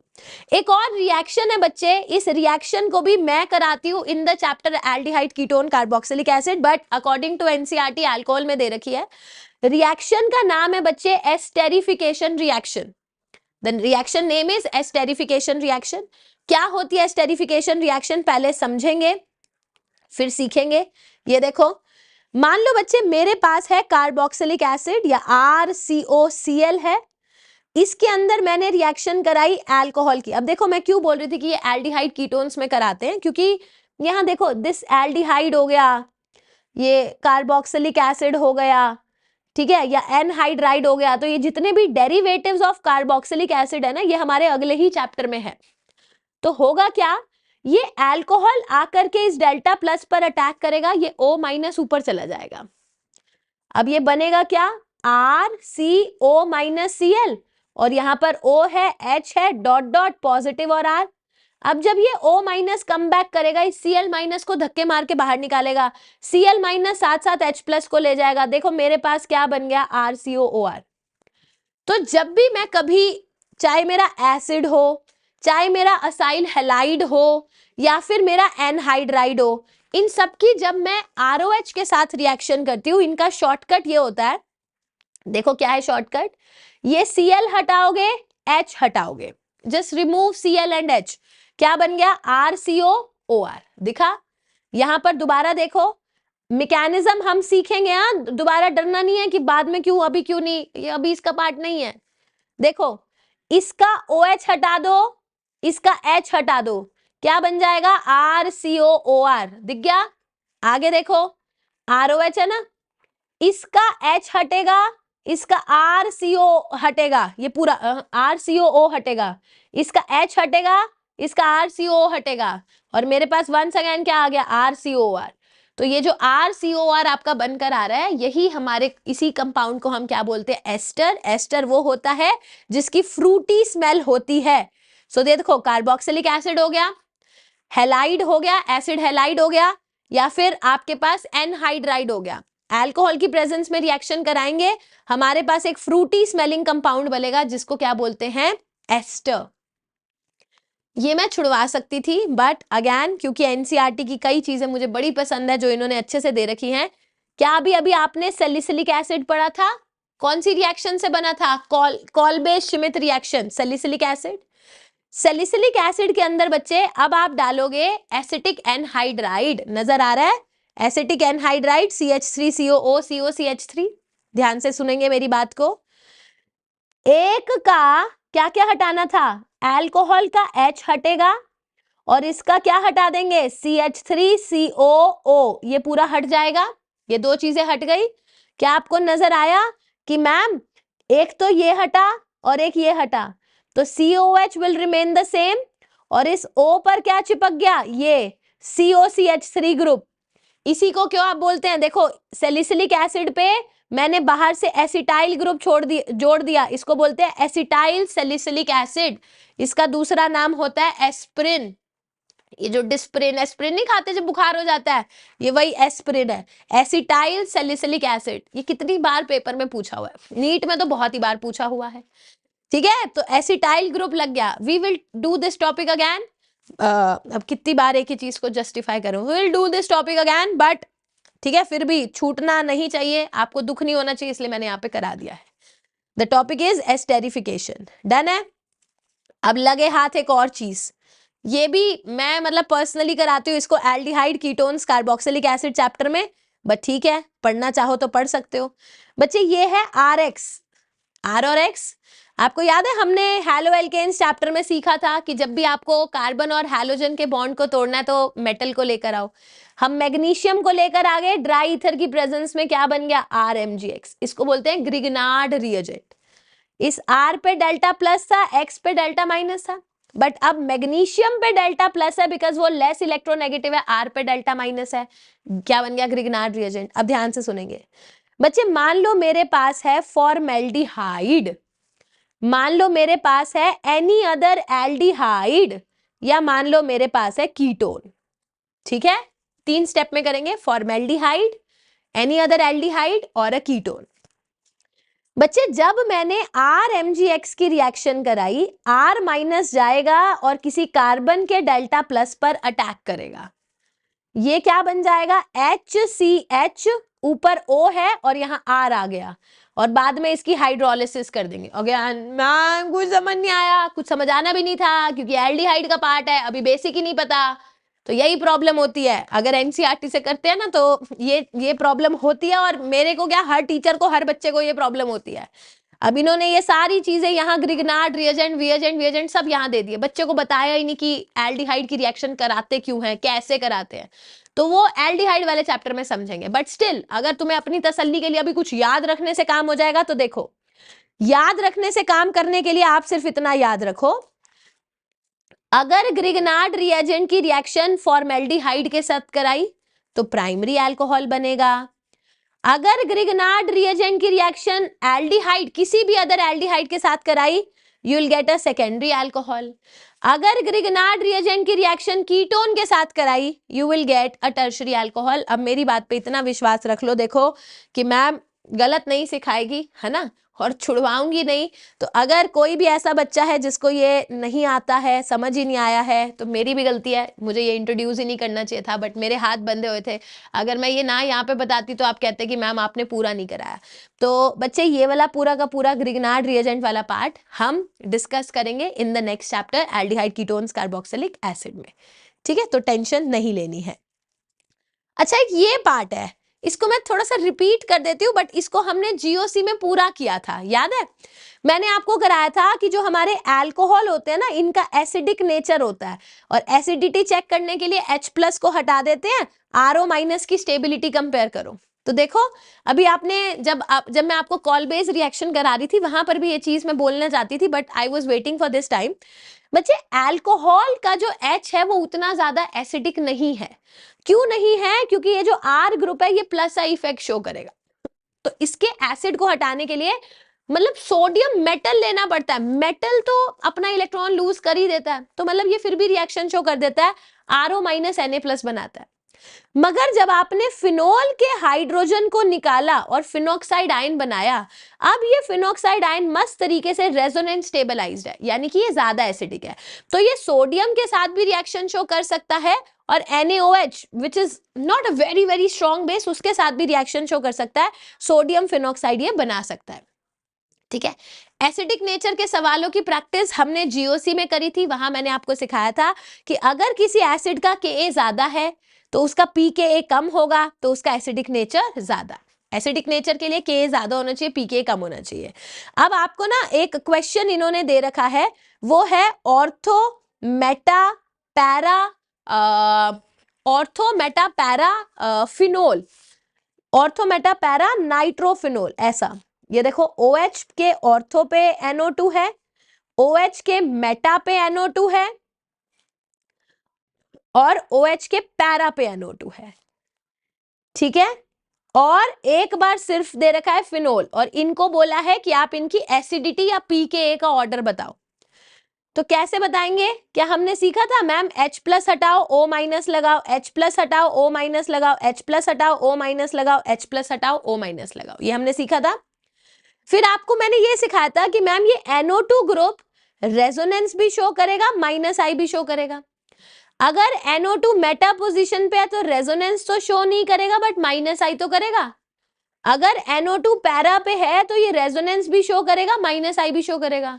यहां तो कोई रेजोनेंस और कोई -I शो करने वाला है ही नहीं, यानी कि जो सिंपल फिनोल है उसकी तो एसिडिक नेचर कम है। अब फिर रेजोनेंस अगर नहीं है तो not very very good acid, फिर मेटा आना चाहिए। अब अगर मैं कंपेयर करूं ऑर्थो और पैरा में, तो ध्यान से देखो, बच्चा कहता है कि मैम -R तो सेम है क्योंकि वो डिस्टेंस डिपेंडेंट नहीं है, बट यहां पर -I मैक्सिमम है क्योंकि पास है, यहां -I लेस है क्योंकि कम लग रहा है, दूर है। तो बच्चे के अकॉर्डिंग आंसर आना चाहिए ऑर्थो फिर पैरा फिर मेटा, जबकि टू योर सरप्राइज आंसर आएगा पैरा फिर ऑर्थो फिर मेटा। पैरा क्यों आ जाता है? देखो, क्योंकि जो ऑर्थोनाइट्रोफिनोल का आपका हाइड्रोजन है ना, वो इंट्रामोलिकुलर हाइड्रोजन बॉन्डिंग शो कर रहा है, तो वो इतनी आसानी से निकल नहीं पाता, इसीलिए पैरा जीत जाता है। तो जो फाइनल आंसर है देखिए, वो है पैरा नाइट्रोफिनोल, फिर ऑर्थो, फिर मेटा और फिर फिनोल। इस छोटी सी लाइन को मार्क कर लो, ये याद भी होना चाहिए बिकॉज ये बहुत रिपीट प्रीवियस ईयर क्वेश्चन है और ये नहीं पता होता आप लोगों को, इसके चक्कर में आप मतलब क्वेश्चन गलत कर देते हो। ठीक है, ये याद होना चाहिए। So now one last 2-3 minutes for the session and we are done. बच्चे एक टॉपिक है, ये एनसीईआरटी में कहीं पे भी मेंशन नहीं है एंड इसको सिर्फ इतना कराना आई डोंट थिंक कि दिस इज सफिशिएंट। और ये टॉपिक केवल वही बच्चा करके जाए जिसका मैकेनिज्म पे हाथ अच्छा है। अगर आप ऐसे हो कि जो तुक्के मार देते हैं ना, वो बच्चे इस टॉपिक को सीखे ही नहीं। Little knowledge is always dangerous thing, तो वो सीखो ही मत, छोड़ के चले जाओ। बट कोई ऐसा बच्चा जिसने सीख रखा है, जिसको मैकेनिज्म्स आते हैं, उन बच्चों के लिए ये है, इसको बोलते हैं SNNGP, substitution nucleophilic neighbouring group participation. NGP का मतलब होता है नेबरिंग ग्रुप पार्टिसिपेशन। क्या मतलब है, क्या मजाक चल रहा है? मजाक ये चल रहा है बच्चे कि मुझे ना अगर अपने सिस्टम में एक इंटरनल न्यूक्लियोफाइल दिख जाए और वो भी जो न्यूक्लियोफाइल अटैक करेगा और जिस लिविंग ग्रुप को लीव कर रहा है वो ऑपोजिट दिशा में हो। For example let's look at this question. आपको दिख रहा है कि OH, मतलब मेरे पास ये एक सिस्टम है, यहां पर साइक्लोहेक्सेन है, यहाँ OH भी है और Cl भी है। Cl is a leaving group, वो निकलना चाहता है और देखो मैंने बाहर से OH डाला है और OH is the reagent, the nucleophile जो हम डाल रहे हैं। मगर मैंने देखा कि यार ये OH जो सिस्टम के अंदर ऑलरेडी है वो भी तो एक न्यूक्लियोफाइल है ना, इंटरनली भी तो न्यूक्लियोफाइल प्रेजेंट है। तो सबसे पहले ये OH आएगा और इसके H+ को ले जाएगा सो दैट आपका जो O- बन जाए। मतलब alcohol was not very strong nucleophile but O- is a strong nucleophile. अब आप ध्यान से देखो, इस O- ने, ये ऊपर की साइड है, Cl नीचे की साइड है, इस O- ने ऐसे थप्पड़ मारा, इट्स लाइक दिस। ए दे, तो इसने O- ने इसको थप्पड़ मारा और Cl निकल गया। मतलब ये OH- आ करके बाहर से अटैक करता, उससे पहले ही इस O- ने इसको धक्का मार के बाहर निकाल दिया। तो जो भी reaction with in the molecule होती है जनरली वो रिएक्शन क्या होती है, फास्ट रिएक्शन। मतलब जिस स्पीड से आपने सोचा था ना ये रिएक्शन होगी, उसके बहुत ज्यादा स्पीड से रिएक्शन होती है। अब आपका O ऊपर ऐसे ऐसे ऐसे रिंग सा बना के खड़ा है, तो अब जब ये OH- या जो वाटर वगैरह आपने ले रखा था, अब वो नीचे की साइड से अटैक करेगा, तो एक OH ऊपर आ जाएगा, एक OH नीचे आ जाएगा। तो ऐसी जितनी भी रिएक्शंस होती हैं बच्चे, उनको बोलते हैं SNNGP। एनजीपी का मतलब है कि नेबरिंग ग्रुप जो है उसने पार्टिसिपेट करना शुरू कर दिया है in the nucleophilic substitution reaction. तो जो रिएक्शन का रेट है वो बहुत फास्ट हो गया। ठीक है, सो दैट्स इट। ये था हमारा पूरा का पूरा चैप्टर अल्कोहल फिनोल ईथर, जो मेरे ख्याल से बहुत अच्छे से आप सभी को क्लियर हुआ है। बच्चे मैंने पूरी कोशिश करी है, ठीक है, आई लिटरली ट्राइड कि मैं आप लोगों को सेटिस्फाई कर सकूं इन टर्म्स ऑफ कि एनसीईआरटी में जितनी चीज़ें थी वो भी मैंने यहाँ इंट्रोड्यूस करी हैं, वो भी कराई हैं, मैकेनिज्म्स थे वो भी हमने करे हैं। बट अगैन आपको निश्चिंत रहना है, ठीक है, आपको विश्वास रखना है टीचर पे, क्योंकि टीचर आपको गलत गाइड नहीं करेगा। We are still left with 2 chapters, one is aldehyde and one is amines. तो जैसे ही टाइम लगता है ना, I will start preparing the mind maps for the other 2 chapters also. तो अगर आप ऑर्गेनिक अच्छी करना चाहते हो ना, तो डोंट डू इट लाइक एक टॉपिक की, और मतलब एक चैप्टर को अच्छा करूंगा, क्योंकि वो एक चैप्टर इज नेवर एवर एक चैप्टर, वो हमेशा इंटरकनेक्टेड चलेगा। तो ये नहीं कि अल्कोहल तक करके आगे हार मान लिया कि और नहीं करेंगे।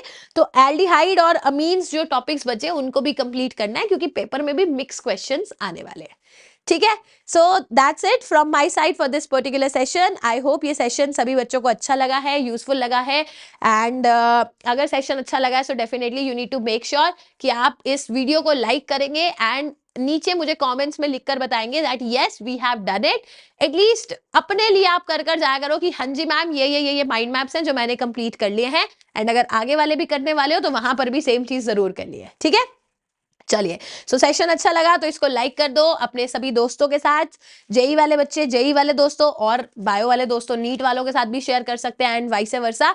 So definitely share this session so that ये जितनी भी मेहनत यहाँ पर हमने करी है वो सभी बच्चों के काम आ जाए, बिकॉज एंड मोमेंट पे शॉर्ट्स बनाने खुद से बैठना बहुत मुश्किल हो जाता है ये शॉर्ट नोट्स का काम। It's not easy, it is very time consuming. तो अगर मैंने टाइम लगा ही दिया है तो अब इस टाइम को यूटिलाइज, अपने टाइम को यूटिलाइज करो। सीधा इन माइंड मैप्स को रिवाइज करके आपका पूरा का पूरा चैप्टर अच्छे से रिवाइज हो जाएगा। पेपर से पहले सिर्फ इन्हीं माइंड मैप्स को गो थ्रू कर जाना फॉर केमिस्ट्री, इससे ज्यादा पेपर में नहीं आएगा। ठीक है, चलिए, so that is it from my side. Thank you so much, take care, bye bye. मिलते हैं अगले सेशन में। चलो, okay then, take care, bye bye.